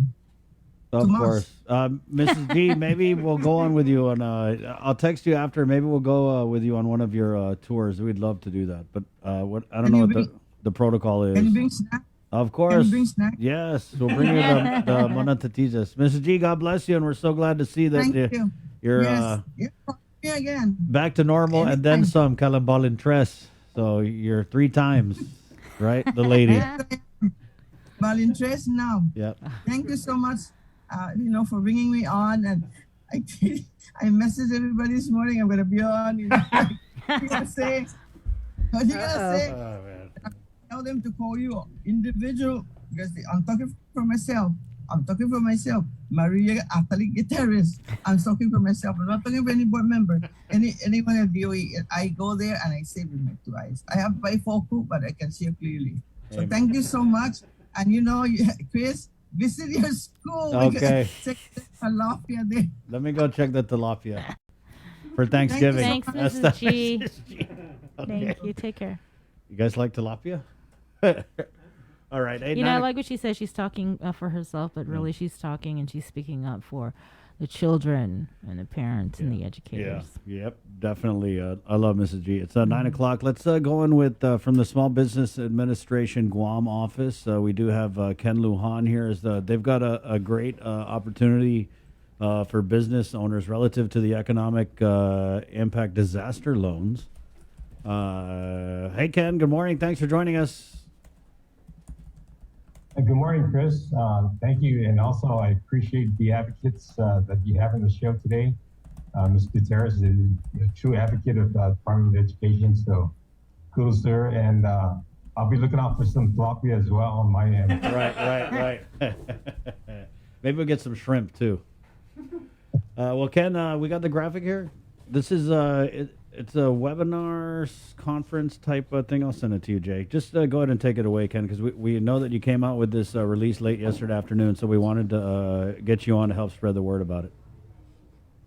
Yeah, one of the things I wanted to create is an awareness seminar on the existing programs that we have right now, what's called the Economic Injury Disaster Loan Program. That program actually is going to be expiring at the end of the year, December 31st, 2021. It was a program that was developed time that the COVID first hit. And basically it's a loan program that would help small businesses get themselves back on track as a result of the pandemic. We are closely looking at a bill that's going to be passed into law soon. The House passed a legislative, what's called the Infrastructure Investment and Jobs Act. It was passed up by the House on Friday, and the Senate already passed the act back in August. So President Biden is expected to sign the legislation, and part of the billions of dollars involved in the bill will come from cuts to our SBA programs. And And one of the programs is the IDL. So I want to make sure that the island community, business community, takes full advantage of the program that's going to be helping their business operations. So part of the rescission of this bill is going to come from the Economic Injury Disaster Loan Program that we have, or the EIDL program. Our program, that EIDL program, has around $350 billion in loan authority. And the program has provided over $300 billion of those allocations to small businesses right now, leaving approximately $50 billion left in the pot for this particular program, which is set to expire at the end of the calendar year, December 31st, 2021. But the program might face a $13.5 billion reduction because of this new Jobs Act that's going to come out, signed into law.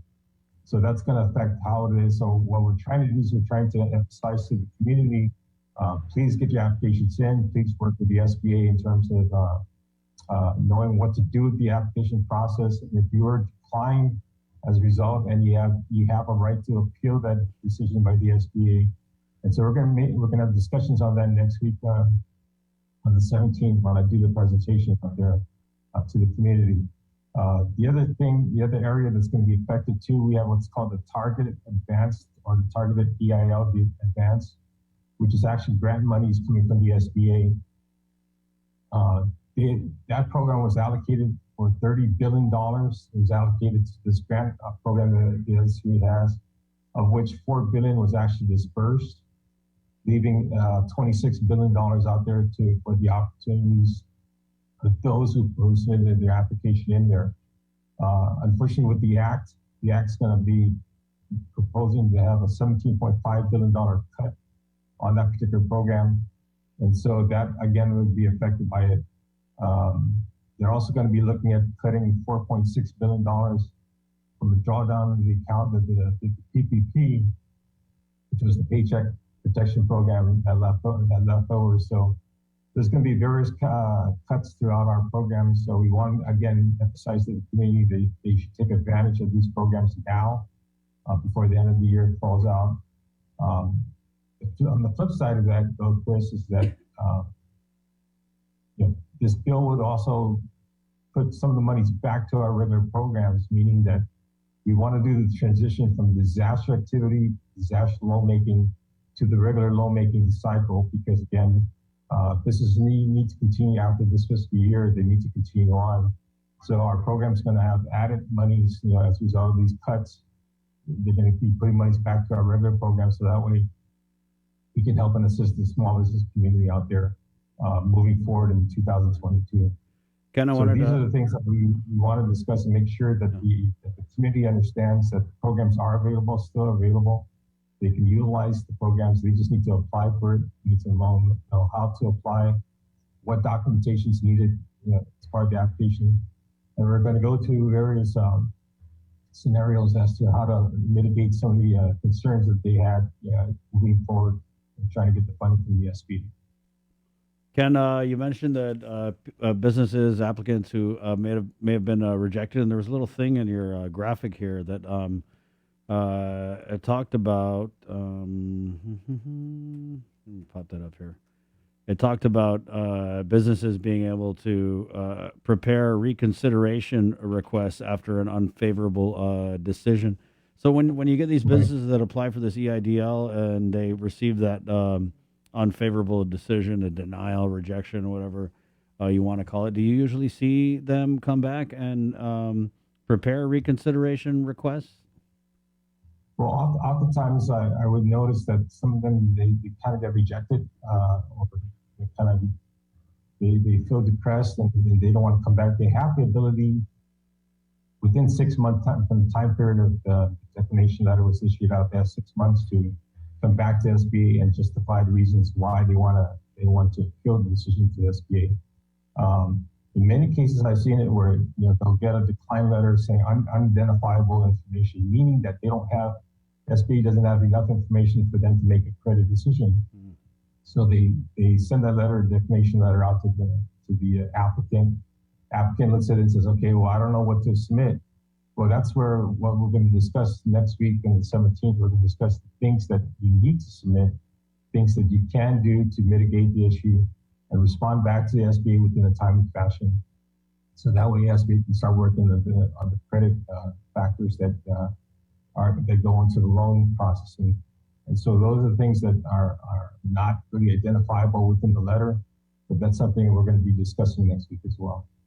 Oh, that's great. So if there are businesses out there who maybe had applied for EIDL, were rejected, and then, like you said, kind of just like put their head down and went home, maybe they don't qualify for any of this other relief that's going around, whether it be federal or local. So it might be a good time to dust off those applications and tune into this presentation with Ken. And Ken, so I know that it expires December 31st, right? So do businesses have the chance to apply up until that date?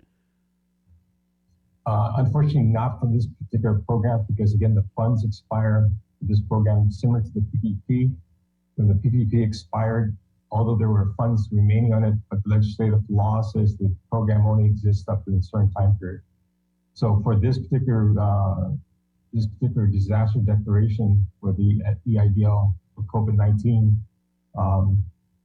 the legal authority expires in December 31st, 2021. So therefore, all funding, regardless if there's still money in the pot, those monies can no longer be allocated to be dispersed because of the fact that the law has expired already. So it's incumbent of the small businesses here in Guam and within the CNMI, the areas that we cover. It's incumbent of them to submit the application, get the application in, get the processing going, so that way they don't lose, they don't miss the bus, basically. Right. Yeah. And Ken, so I guess last question: the timeline. If I'm a business owner, I attend your seminar November 17th. Can I put it in an app and expect approval or rejection before the program funds and the program expires at the end of the year? Yes, I believe that once you put in the application, you're in the system. I'll get more clarification on that. You're in the system, you're processing, but once you decline and you surpass the 6-month period, then you're basically going to be out of the code. So again, we're going to discuss a lot of those intricacies next week on the 17th. So that way they don't get caught off guard as to, I should have known, I would have known, I could have known. Now you know. I encourage them to tune into the information that's going to be provided next week. Thank you, Ken, so much for jumping on. All right. Thanks, Chris. Okay. Take it easy. Right on. Ken Lujan, he's the branch manager of the Small Business Administration Office for Guam and the CNMI. We're going to take a quick break. And speaking of the CNMI, wow, it's going to get a little hot in here with our next guest, who it's going to be great. Okay, so we're coming back with Congresswoman Selena Babauta, right? It's Babauta week here on The Link, as we had Sheila Babauta on yesterday, and I don't know, we might get Tony Babauta on this week just to complete the circle. Hey, it's all a coincidence, Chris. It is. So we're going to take a break, and we're coming back with more of The Link next. Good morning. 1 in 6 people on Guam are affected by diabetes. The terrible impact of the disease on the island has only been amplified by the COVID-19 pandemic, as many of those hospitalized and those we've lost had pre-existing underlying conditions like diabetes. As November is Diabetes Awareness Month, KUAM News has partnered with AI Health to raise awareness for this disease that affects so many of us and to showcase a number of ways to prevent, treat, and care for those with diabetes. Join us for AI Health's A Healthier You, Making Diabetes History on Guam, a multi-platform campaign on KUAM Communications, including a 6-part series on KUAM News Primetime and Weekend Edition, and our digital media platforms kicking off on World Diabetes Day, Sunday, November 14th. Daily interviews with expert panelists on The Link beginning November 15th, and a special interactive town hall meeting on The Link with experts from AI Health, with more information on their diabetes validation study and a new level of precision care that aims to create a healthier Guam. A Healthier You, Making Diabetes History on Guam, a look at how diet, exercise, and technological advances in disease monitoring and medical care can have a positive impact on our community. The Healthier You series on KUAM News is presented in partnership with Calvo Select Care and Paradise Fitness Center. Let's get merry during the most wonderful time of the year by making spirits bright. KUAM Communications and Coast 360 want to highlight your decorations and lights by flooding the social media pages of KUAM with your videos and photos. Finish your holiday setup, snap a few shots or video of your delightful display, and send it to us through social media or email them to promotions@KUAM.com. Check out our posts every Friday or tune in to KUAM News Weekend Edition for a special montage of the submissions certain to be making spirits bright with every broadcast. Warmest holiday wishes from KUAM Communications and Coast 360 Federal Credit Union. Together, we thrive.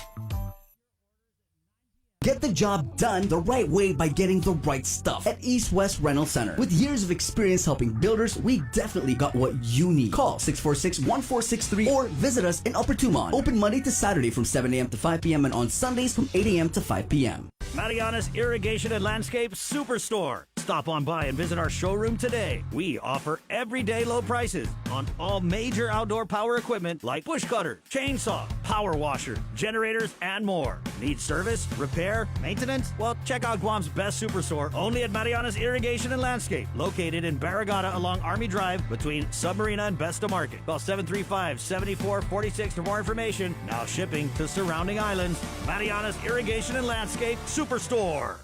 Do you feel like you're missing out on something? Make life more rewarding with Pacific Points. Earn and redeem points for bill rebates and free load at IT&E, discounts on fuel at Shell, vouchers at Foodies, and United Mileage Plus miles. You can even pay with Pacific Points at IT&E, Shell, and Foodies. Pacific Points. Do more, get more. GU Self-Storage, conveniently located near the Harmon McDonald's. We offer affordable rates, online payments, and auto bill pay for your convenience. Plus gate access daily from 6 a.m. to 9 p.m. Call us today at 648-7867 for more information. The relationship between Guam and Manila, Philippines is undeniable as we share similar cultural traditions, history, and heritage. With generations of Filipinos calling Guam home, KUAM presents a monthly look at the capital city, featuring in-depth and engaging interviews on everything from medical tourism to new business and government leaders. Veteran newscaster Nestor Lecanto delivers Beyond Our Borders. This special program is brought to you by KFC. Say hello to the First Hawaiian Bank mobile app, where you get smart insights into your finances so you can make smart decisions with your money. With a daily personalized feed, you can compare your monthly income to spending. That's better. Discover where your money is actually going. You might be surprised. See what's essential and what isn't. The more you use the app, the smarter it gets. With insights from the First Hawaiian Bank mobile app, it all starts with yes. Looking for TV schedules, upcoming sports, or special presentations, or what you may have missed over the busy week you had? Well, look no further than KUAM Digital Digest. This weekly emailed newsletter puts all kinds of information in the hands of subscribers each and every week. Just subscribe and we will make sure you keep up with your favorites and stay informed and entertained throughout it all. Go to KUAM.com, click on the newsletter tab, give us your email address, and you are all set. Brought to you in digital partnership with King's Restaurant and Ruby Tuesday Guam. It's the KUAM Digital Digest, your weekly guide to the latest information and best entertainment on the stations and platforms of KUAM.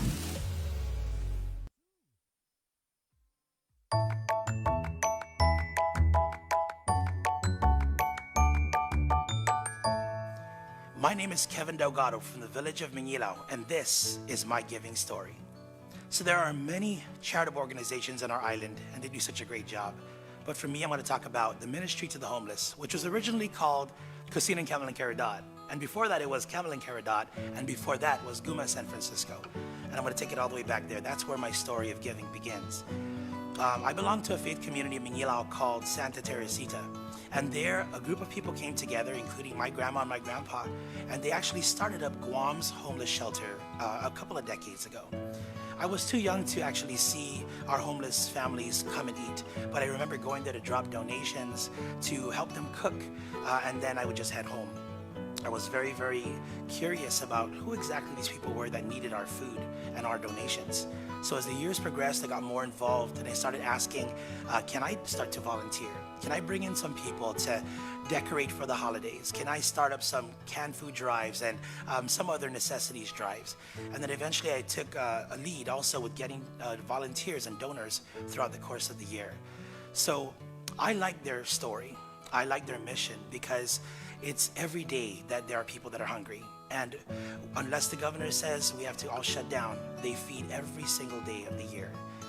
Now I'm actually helping with getting volunteers. It used to be a couple of times a year. Now it's a couple of times a month, maybe even multiple times in a month, and for special occasions.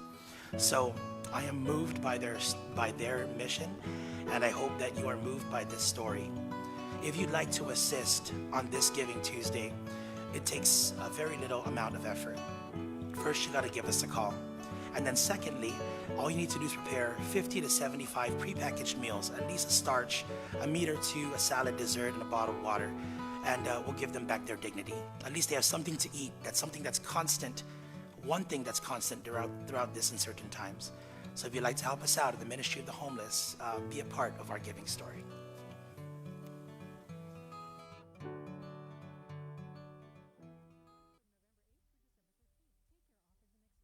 The Culture Club returns to KOAM Digital and KOAM News Weekend Edition, highlighting Guam's young artists, activists, and crafters as they work to protect, preserve, and promote our Chamorro culture. Watch this weekly feature on the digital platforms of KOAM News Weekend Edition, brought to you by Hanum.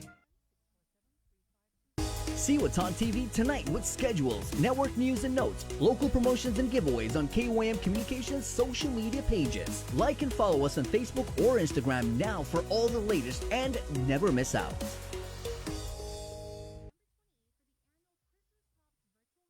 KUAM's multi-platform morning show, The Link, just got a little more delicious with Feed Me Fridays. Chris, Sabrina, Jason, and the rest of the morning crew will take some time off each Friday to talk, taste, and tempt you with all the latest and greatest food and drinks on Guam. Old faves, new hits, and everything else we can put in our bellies. It's Feed Me Fridays on The Link, brought to you by King's Restaurants, Movie Tuesday Guam, and Devondale. Catch Sports Link on the KUAM News Morning Show, The Link, every Friday for the latest sports news, game schedules, athlete profiles, and more. Sports Link airs every Friday across the multi-platforms of KUAM. Tune in to the broadcast on Breeze 93.9 FM, on KUAM TV 11, live stream through the KUAM News Facebook page, or view highlights on YouTube, KUAM News Facebook, and Instagram page. Sports Link is brought to you by Mariana's Irrigation and Landscape.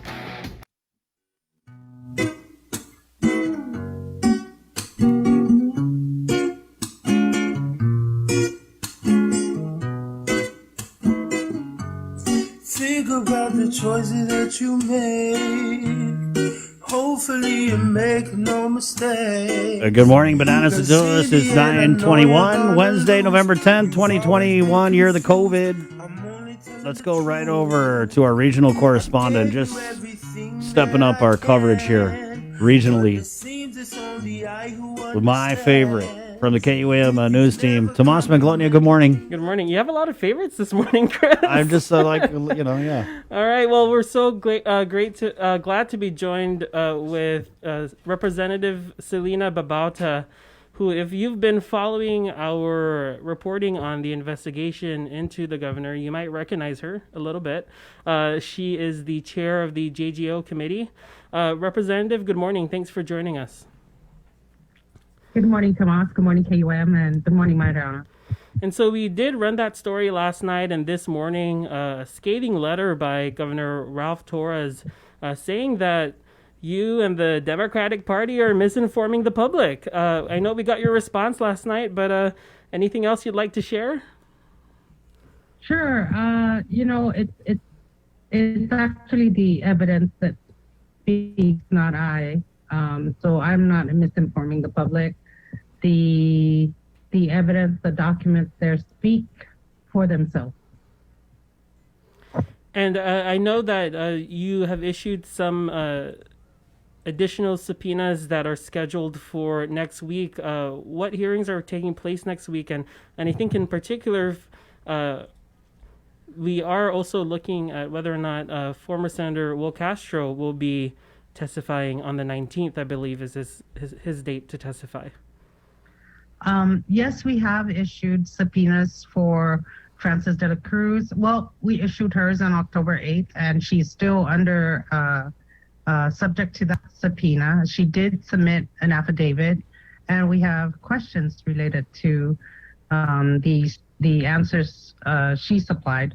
It was inadequate for the committee, so we hope to hear from her. We've also issued subpoena for a couple of the personal security details for Mrs. Diane Torres, security detail for Governor Torres, and Mr. Will Castro. And yes, we do expect all of them to be there. I wanted to, good morning, Representative. I wanted to ask about, specifically about former Guam Senator Will Castro, who was hired on, I'm pretty sure everyone knows, as the Chief of Staff for Governor Ralph Torres.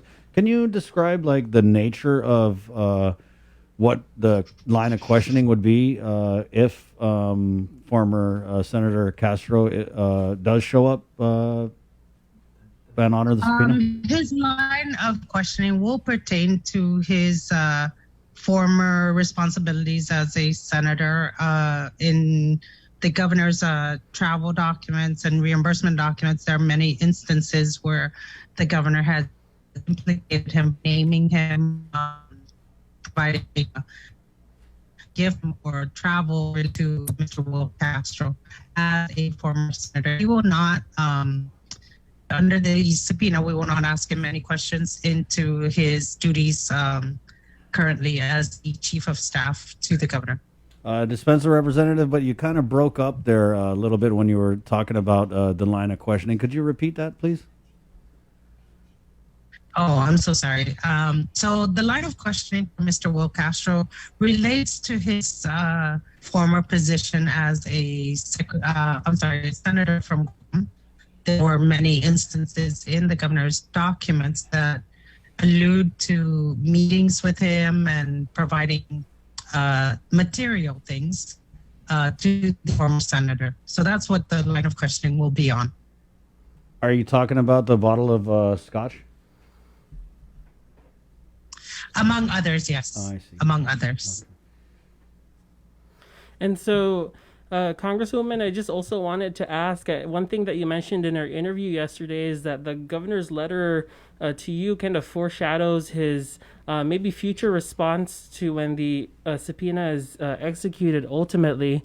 What is the plan moving ahead in terms of questioning the governor himself? He did propose a written response. He said you don't even need to respond legally, and that it's something you won't entertain. But with the probe set to wrap up before the end of the year that you mentioned yesterday, what is the plan for Governor Torres to answer these questions from the committee themselves? Well, we've already indicated that, and as we have come to see with the subpoena issued to Ms. Frances de la Cruz and her providing an affidavit that written responses are in no way a substitute for live testimony. So we will expect him, and we hope he appears, just as he said, he's willing to answer these questions. As far as him putting a deadline when we can give him questions, the executive branch doesn't get to dictate what rules or the timeliness of anything that we do with the JGO or the legislature for that matter. And Congresswoman, something you've said before that I think is relevant to the investigation is that you've worked in the executive branch before. I know a lot of our viewers might know you as just the chair of the JGO committee. That's been the dominant news out of the committee. But can you explain to us more of your background and I guess your expertise into looking into documents that you're finding? Sure. So I did work for the executive branch in the exact same position that Francis de la Cruz is currently occupying. So I was responsible when I was working over the executive branch. I was responsible for preparing these documents, so I understand them well. I know how to follow it and through to the procedures with finance, procedures with procurement as far as obtaining, supplies for the office and all of that. So I understand it really well. And I've worked for 4 administrations from the late Larry Guerrero in 1991. His lieutenant governor was the late Benjamin Tyson Magnolia. For Lon Tenorio, Governor for Lon Tenorio, and Jesse Borja, the 3rd term of Governor Pedro P. Tenorio Teno, and his lieutenant governor was Jesus R. Sablon, also known as Pepero. And then the last administration I worked for was the administration of Governor Juan Necay Babauta, and his lieutenant governor was Diego Tenorio Benavente. So having all that experience behind me really has helped me in examining these documents. Representative, I wanted to ask a couple of questions here because I know that Tomas had done a really great story. CNMI governor sends scathing letter to investigating House committee alleging harassment, slander. Governor Ralph Torres writing, we cannot allow perpetual harassment and obstruction of the legislative branch onto the executive branch to be a norm. No governor has experienced this level of harassment and slander in the history of the CNMI. And then, because I do a lot of document stuff too, FOIAs, and what I was thinking is you've got on the one hand Governor Ralph Torres talking about how he's being harassed and slandered, but then on the other hand, and just watching some of these JGO hearings, I mean, it's fairly obvious that you guys came with receipts, that you have documents, and I know how documents work. It's black and white. It's either you did or you didn't. There's not a lot of wiggle room for interpretation there. So how confident are you that while you have Governor Torres saying he's being harassed, he's being slandered, that at the end of the day, you guys have the proof in black and white? That is correct. As far as slander and misinforming, again, the documents speak for themselves. We certainly haven't ever come out in the newspaper and informed the public of any lies. The documents will speak for themselves. And we're still making our case on that. And, as far as no other governor has ever been harassed for this long, well, no other governor has ever been raided by the FBI. Let's put it that way. So there is a serious concern out there from the public, from the legislature. We are a separate branch and we're doing our job. It is inherent on the JGO committee. This is one of their prominent obligations to the people, that they conduct oversight and recommend reforms. So we're looking into that. There, Department of Public Safety, we've seen that the system is broken. So we need to make, and we will make recommendations into the Department of Public Safety based on what we have seen so far. Do you think, based on Governor Torres's response and then also the information that came out where he's saying now that, I want to answer in writing, right? Do you think a lot of that is to avoid the spectacle? I mean, this would be a huge political spectacle to have a sitting governor sitting in front of your committee answering questions. Do you think that that's what that's about? I'm pretty sure it's part of their strategy. But it makes no difference. We have an obligation, and so does he, to inform the public. And that's all we're asking for. We're not harassing him. We're not certainly creating any misinformation out there. The public want to hear from him. Just as he has repeatedly said, he is willing to put this all out for the public to understand and to know. And we anticipate that, nothing more. Representative, if you could, and I don't know if you're going to be able to do this in a concise way, but just for our viewers here who are maybe late to this, can you lay out some of the allegations, charges, if you will, and then what I wanted to know, or what are some of the penalties or repercussions that could be in play should these hearings go the way that you think they're going to go? Well, we're still making our case. I'm not at liberty to say what charges, if any. But certainly some of them are, I can say some of them may be criminal in nature, but that's for the courts to determine.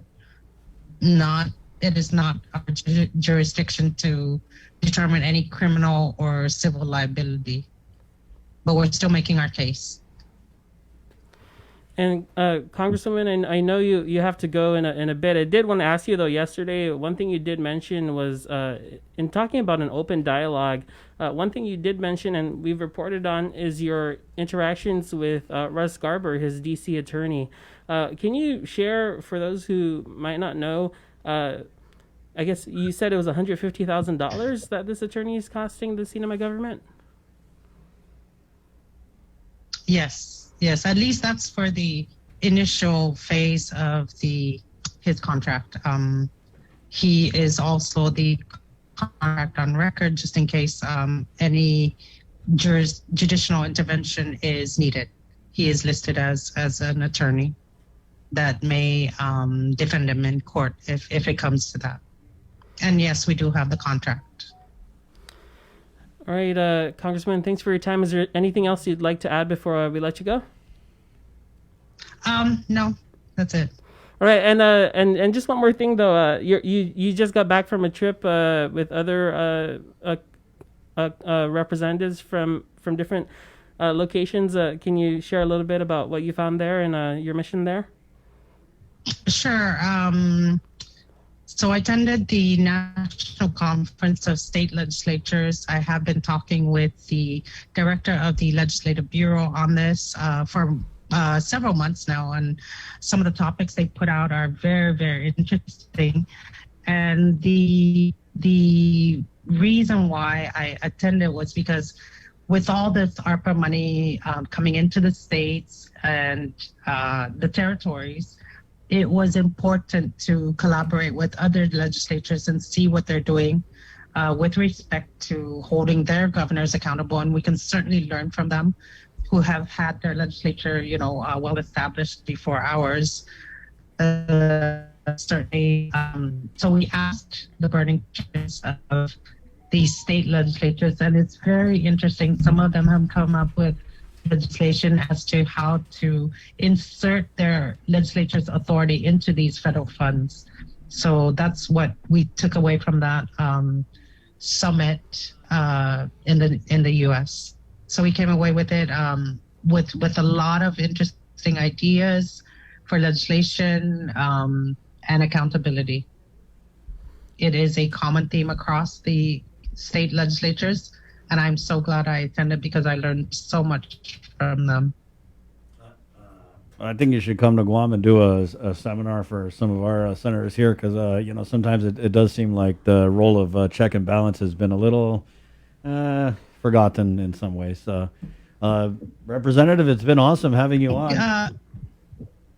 Thank you for having me. But to that effect, Mr. Burnett, I think it's important that we collaborate as a Marianas, only because we have shared regional interests in terms of healthcare, education, legislative actions moving forward with the military, everything. We definitely need to put our political, organizations down and collaborate as a Micronesia, as a Marianas, and tackle these issues. That's right, because it's divide and conquer, not unite and conquer. Representative, thank you so much for your time. And I just got to apologize on behalf of the people of Guam. I'm so sorry that someone from our island went to your island and caused that whole COVID outbreak. I'm so sorry. Our apologies. I hope you accept it. Nothing to be sorry about. It happens. We're in a pandemic. It's a global thing. So we deal with it as best as we can. Thank you. yeah, we deal with it. Sorry, I'm just saying sorry. I'm not a head of state or anything, but just on behalf of our people here, I'm just sorry that it happened. The investigation is not completed yet, but All that right. is what we know. Okay, 600 Harmon Loop Road, Derrida, Guam, for any pigigi or blueberry bread that I don't know what you guys have. Any. Chris, I'll bring some back a minute. I'm embarrassing Tomas now. I'm sorry. I'm just gonna go. No, it's okay. Yeah, thank you so much. To get Tomas. Thank you, Representative, and well, I'm sure we'll be in touch as the investigation moves forward. Appreciate your time, and thank you for joining us across the CNMI, Guam, and Micronesia for listening in. We'll be right back right after this break. This year, Giving Tuesday falls on November 30th. And though our community is still facing some of the most challenging of times, there's no better time to volunteer, donate, spread awareness, and do whatever you can to help those in need.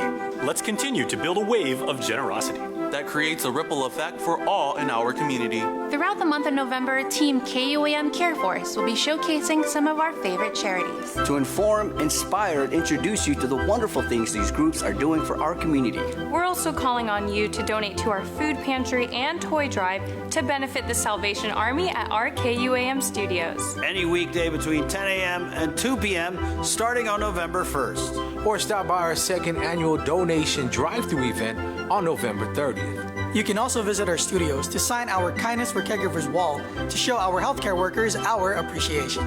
So be a giver and join the KUAM Care Force this year in making a difference this Giving Tuesday. Giving Tuesday 2021 is presented in partnership with our community partner, APL. Better Ways. This holiday season, we're once again bringing together the island's largest array of local vendors for a special innovative way for you to shop, broadcast, and go digital with Team KUAM. Join us on Sunday, November 28th for the annual Christmas Pops Virtual Holiday Market at 12 noon on KUAM TV8 and the KUAM News Facebook page, plus additional show times through December 11th. We'll also be featuring vendors daily with posts with QR codes and links on our social media pages beginning Monday, November 29th, and hosting an exclusive Christmas Pops website for your one-stop shopping. It's a safe and convenient way for you to shop local this holiday season. To reserve your spot, email promotions@kuam.com today. Virtual space is limited. Presented by UOG School of Business and Public Administration. Learn about people and organizations making a difference in our community on the greater good every Wednesday during The Link. Building awareness, promoting events, generating change. Find inspiration to seek out the greater good every Wednesday. Listen, watch, stream. Miss The Link? Miss a lot. Presented by Jay Goodman, a happiness company, and Guam Windward Memorial. Celebrate life.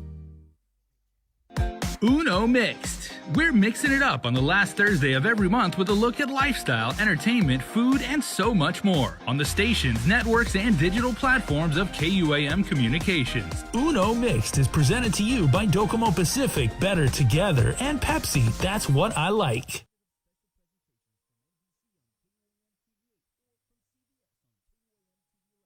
This season, KUAM Communications is ready to go with more games, more championships, and more sports specials guaranteed to bring out the fan in you. Don't miss a minute of gameplay from NBC on KUAM TV8 or from CBS on KUAM TV11. We're bringing you all the action and excitement brought to you locally by Mariana's Irrigation and Landscape and Docomo Pacific.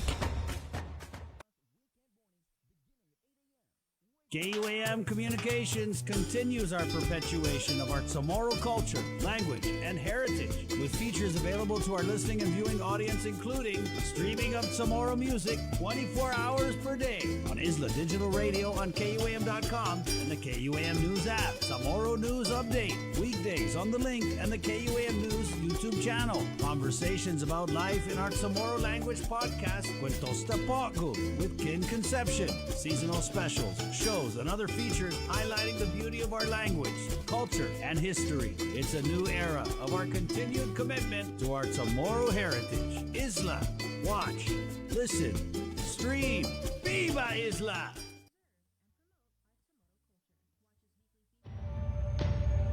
Listen, watch, and learn from the daily Chamorro News updates from KUAM News. Catch them on The Link during the 8 o'clock hour, streaming online on Isla Radio, or on the KUAM News YouTube channel for your convenience. Tune in and stay informed, all while preserving our precious culture through the daily use of our native Chamorro language. Chamorro News updates are brought to you by your familia at First Hawaiian Bank.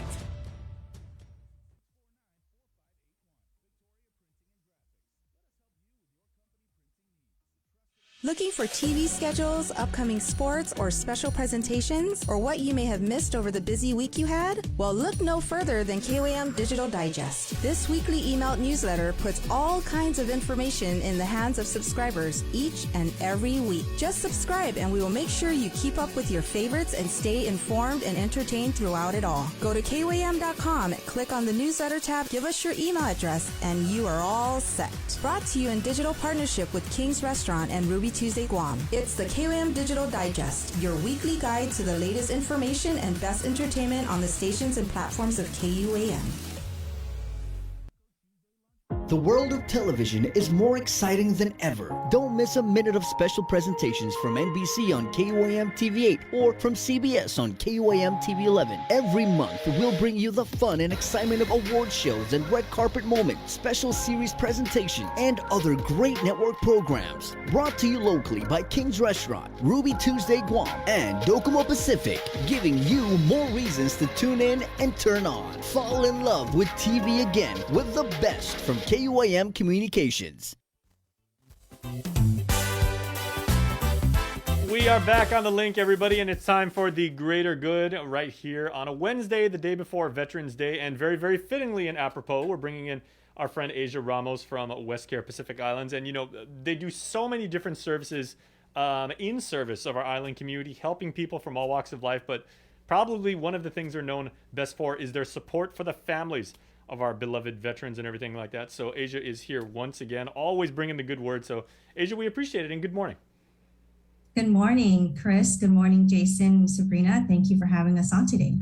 You're always welcome here, you know that. And I'm sure, you know, I'd normally say, you know, of course, with tomorrow being Veterans Day, you know, you guys are probably really, really busy. But this is a mission that you have undertaken kind of in parallel to, you know, the veterans that we now honor and everything like that, that you actually provide services, support, advocacy, and just general concern and care for the families of those who served.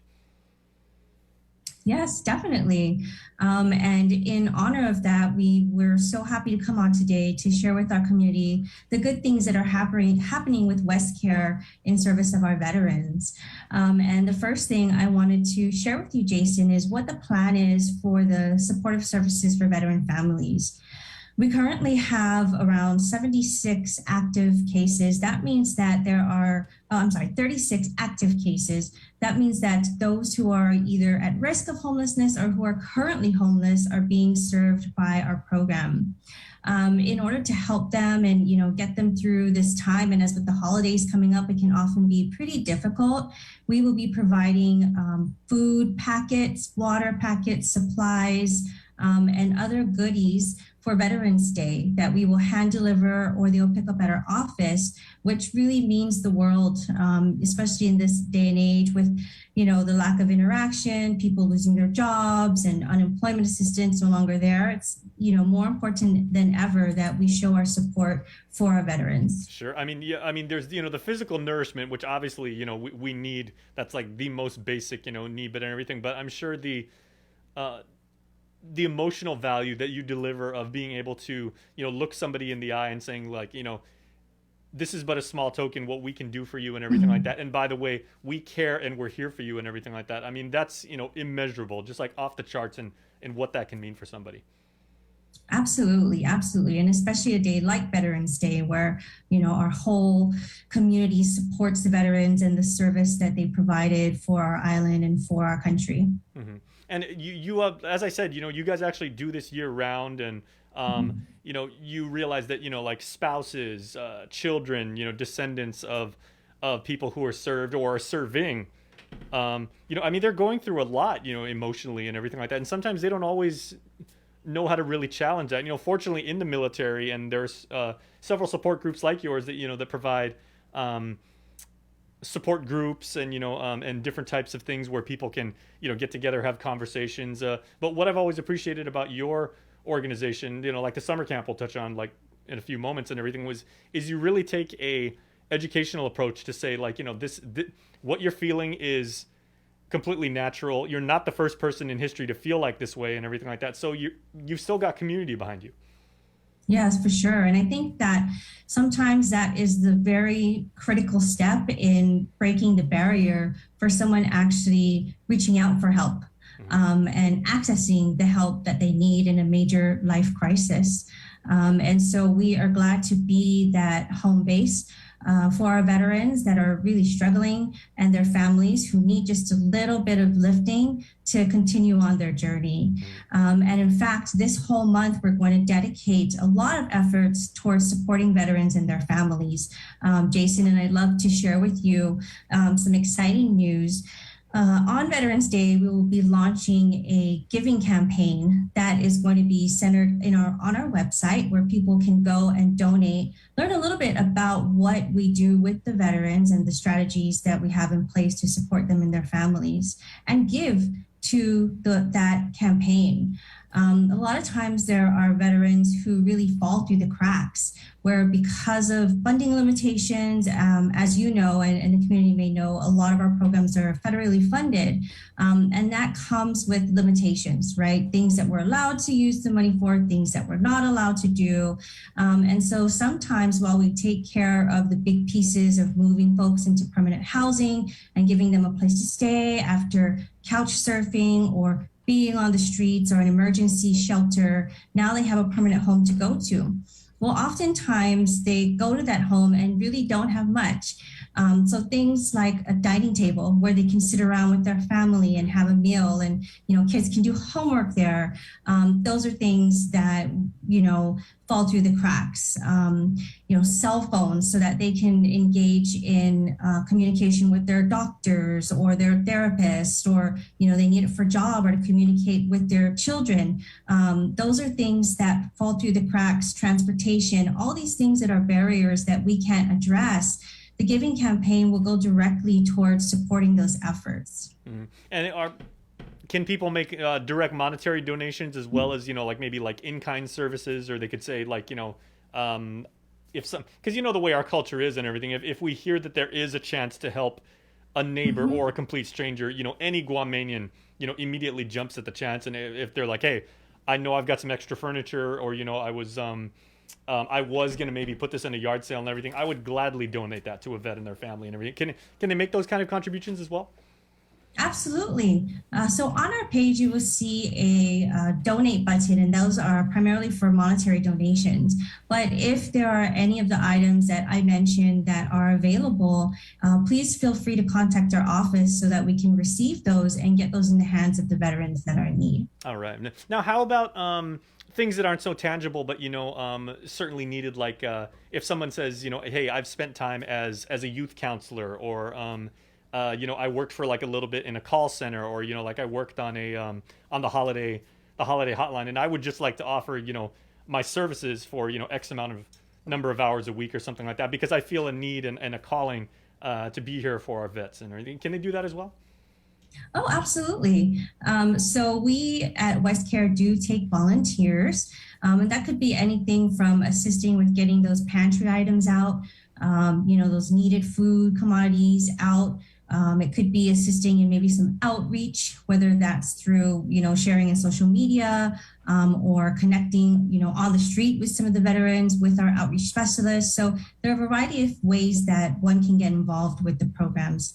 And I do want to say we're focused on veterans, but we do have other programs as well that could definitely benefit from someone volunteering as well. Absolutely. Yeah. If we just had you on to talk about all of the different programs and services that you provide, I mean, this show would go until like 2 p.m, and which is totally cool. I got no problem with that. I mean, my vocal cords might, but we would love to have you on and talk about every single thing you guys do, and maybe one of these days we'll do that. But leading up to tomorrow, certainly we are keeping our veterans always in our hearts and minds, and everything. Okay, now the summer camp. Last time we had representatives from WestCare on, you guys were just on the verge of launching this wonderful summer camp and everything like that. And I've been thinking about this ever since. I was like, how did that go? Yeah, it went very well. If you ask the kids, they'll tell you it was too hot. Their biggest complaint, there was no aircon because we're at this Stumbo gym. But man, they showed up. And I do have to say, as a parent with the child in the camp, the kids were up and ready to go. They were getting me up saying, hey, we got to get out the door. I'm really looking forward to that social interaction because remember, this was before school. And so before they were, consistently in person and, they were socializing again, this was one of the big opportunities for them to do that and get them kind of in the mode, not only of learning, but of interacting and knowing how to talk to other youth is really important. I think they lost some of those skills. And they learned a lot of great content as well. So was it like even if just for a few fleeting moments at the beginning when a bunch of kids kind of like gathered and everything, and kids just bond together and become instant lifelong friends in many cases and everything. Was it? Did you notice a little bit of awkwardness when kids were like, "Gosh, I remember what it's like to like hang out and." Yeah, there's always the awkwardness. Some of the kids who might have known each other kind of clung together, but they're literally sitting in the bleachers kind of slumped over, just quiet, which is unusual. But by the end of the day, they're up, they're playing basketball, they're playing catch and other things, and it's loud and there's laughter and it's back to being a kid again. Well, I know Kat and your colleagues were telling us like last time, and they were saying our mission is to basically just give parents a venue where they can kind of, like you said, get their kids out of the house, get them kind of back in that socializing mindset, burn off some very, very pent up energy and everything. And it sounds like mission accomplished. Totally. Definitely. And part of that, which really capped the event, was a big mentorship event we had in collaboration with Manielu, who is another nonprofit provider, where they paired volunteers who were mentors, mostly who were in service. And they came, they had Mighty Purple food truck out there, and the kids had a great time connecting one-on-one with an adult who was a positive role model. See that, kids? They got to go up to the food truck and kind of have that experience. So it was a really nice event. Yeah, see that, kids? Don't complain about it being too hot and everything, because once you get in a Asahi bowl and everything like that, you're good to go. And I'm sure all that natural sugar got them going for the rest of the afternoon too. Yeah. Okay, Asia. So, you guys obviously have a lot on your plate, a lot of work and everything like that. As we wrap up, we talked about the ways people can get involved and what they can do if they would like to contribute and everything like that. How about people that have really been inspired by your organization and they're like, I really want to do that? Do you guys have internships, or do you guys have career opportunities that you can go there, or if there are kids that want to earn service learning points or? Absolutely. Actually, we have an event coming up for offering of service learning through our Malik Nalanatla program. And that's where they come, they get training, the youth, they earn their service hours.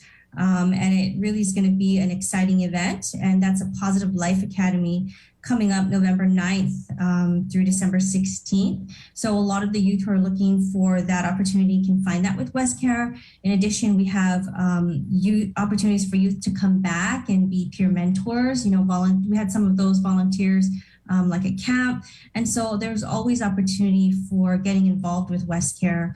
And, if you've been a participant in the program and have benefited from our services, several ways to get involved. Just contact our organization. You can look up our website at westcarepacificislands.org and see which program you'd like to get involved with. And that's always the best part of camp, because when you were a camper, I know you had fun and everything like that, but you should look forward to now graduating up to counselor and then, passing those lessons down and, you keep the virtuous cycle going.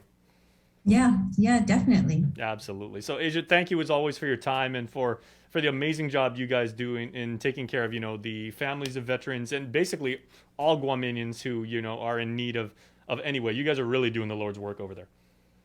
Thank you so much, Jason, and it's a pleasure to be here with you all today. All right. You're welcome back anytime. You know that. So okay. Thanks so much. All right. That was The Greater Good, everybody. And The Greater Good, of course, is brought to you each and every Wednesday here on The Link by our friends at J. Goodman, a happiness company, and our friends down at Guam Windward Memorial, where they truly celebrate life.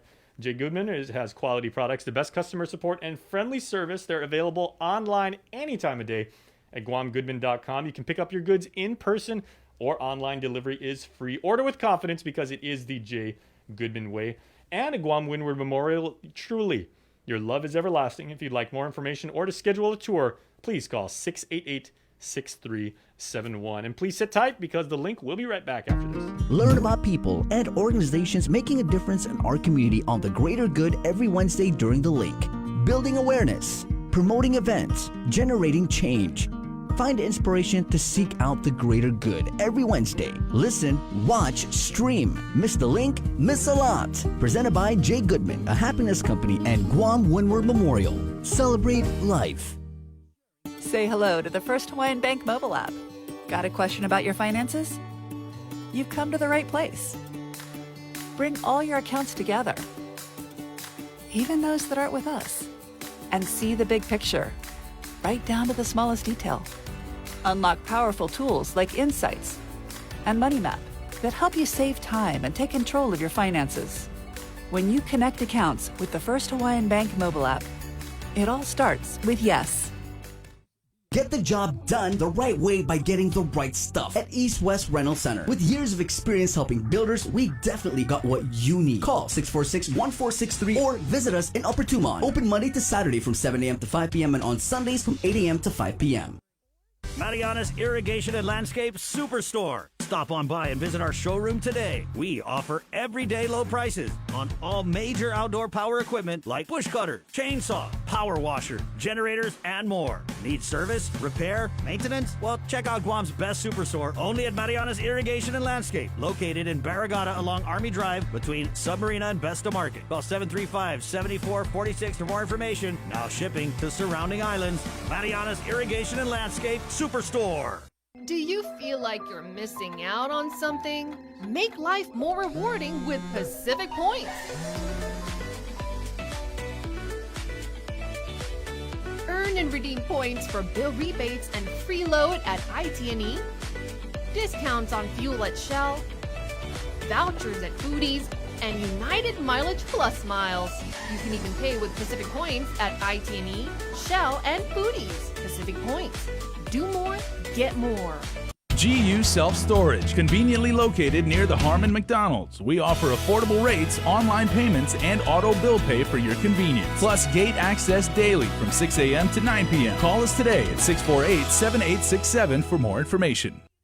The relationship between Guam and Manila, Philippines is undeniable as we share similar cultural traditions, history, and heritage. With generations of Filipinos calling Guam home, KUAM presents a monthly look at the capital city, featuring in-depth and engaging interviews on everything from medical tourism to new business and government leaders. Veteran newscaster Nestor Lecanto delivers Beyond Our Borders. This special program is brought to you by KFC. KUAM's multi-platform morning show, The Link, just got a little more delicious with Feed Me Fridays. Chris, Sabrina, Jason, and the rest of the morning crew will take some time off each Friday to talk, taste, and tempt you with all the latest and greatest food and drinks on Guam. Old faves, new hits, and everything else we can put in our bellies. It's Feed Me Fridays on The Link, brought to you by King's Restaurants, Ruby Tuesday Guam, and Devondale. Catch Sports Link on the KUAM News Morning Show, The Link, every Friday for the latest sports news, game schedules, athlete profiles, and more. Sports Link airs every Friday across the multi-platforms of KUAM. Tune in to the broadcast on Breeze 93.9 FM, on KUAM TV 11, live stream through the KUAM News Facebook page, or view highlights on YouTube, KUAM News Facebook, and Instagram page. Sports Link is brought to you by Mariana's Irrigation and Landscape. And our team in Master Control, it's been another episode of The Link. Hasta. Adios.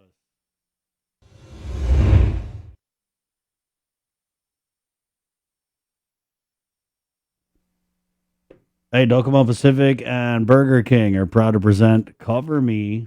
Can you handle the heat? Try the Ghost Pepper Chicken Nuggets now at Burger King. Oh, I love them. They're so good. It's 10:01. On the Breeze, we're KUAM FM, Agutni, Guam. My name is Chris, leaving you with Burger King and Docomo Pacific's Cover Me. I'll get my folder here. You guys be safe and enjoy your Veterans Day. Thank a veteran, okay? There's no link tomorrow. Don't freak out. All right? We'll be back at you guys Friday. Okay, be safe and enjoy your Veterans Day. It is 10:01. Again, it's Cover Me, brought to you by Docomo Pacific and Burger King. Estajos. wish there was like some sort of switch, but it's, yeah, it's what I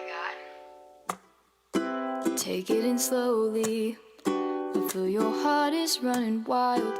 There I was hoping to freeze a moment of our time, but artificial stars don't guarantee that it will be.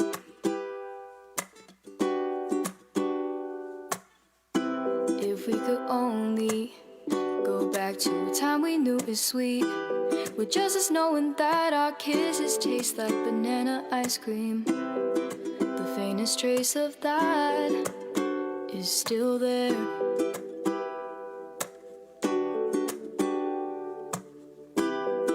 Simple in my mind,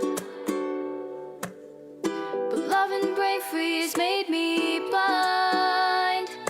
Lovely confusion, warm though it's cold outside. Momentary perfection, before loving you was a crime. Melt away these empty thoughts. I feel as though my heart will stop, 'cause it used to be so sweet, like a banana pop.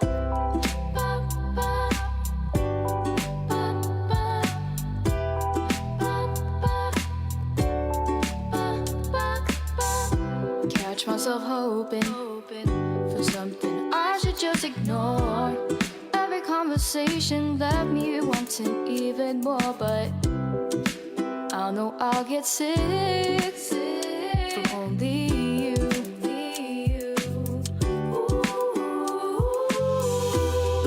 Simple in my mind,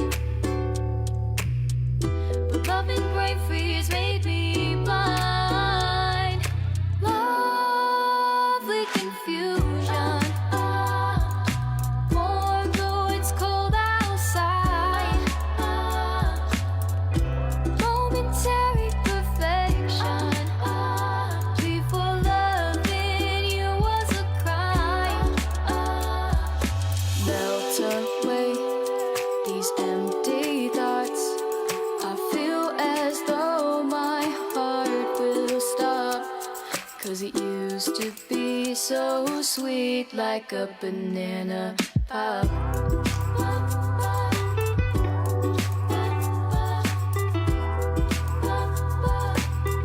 Like a banana pop.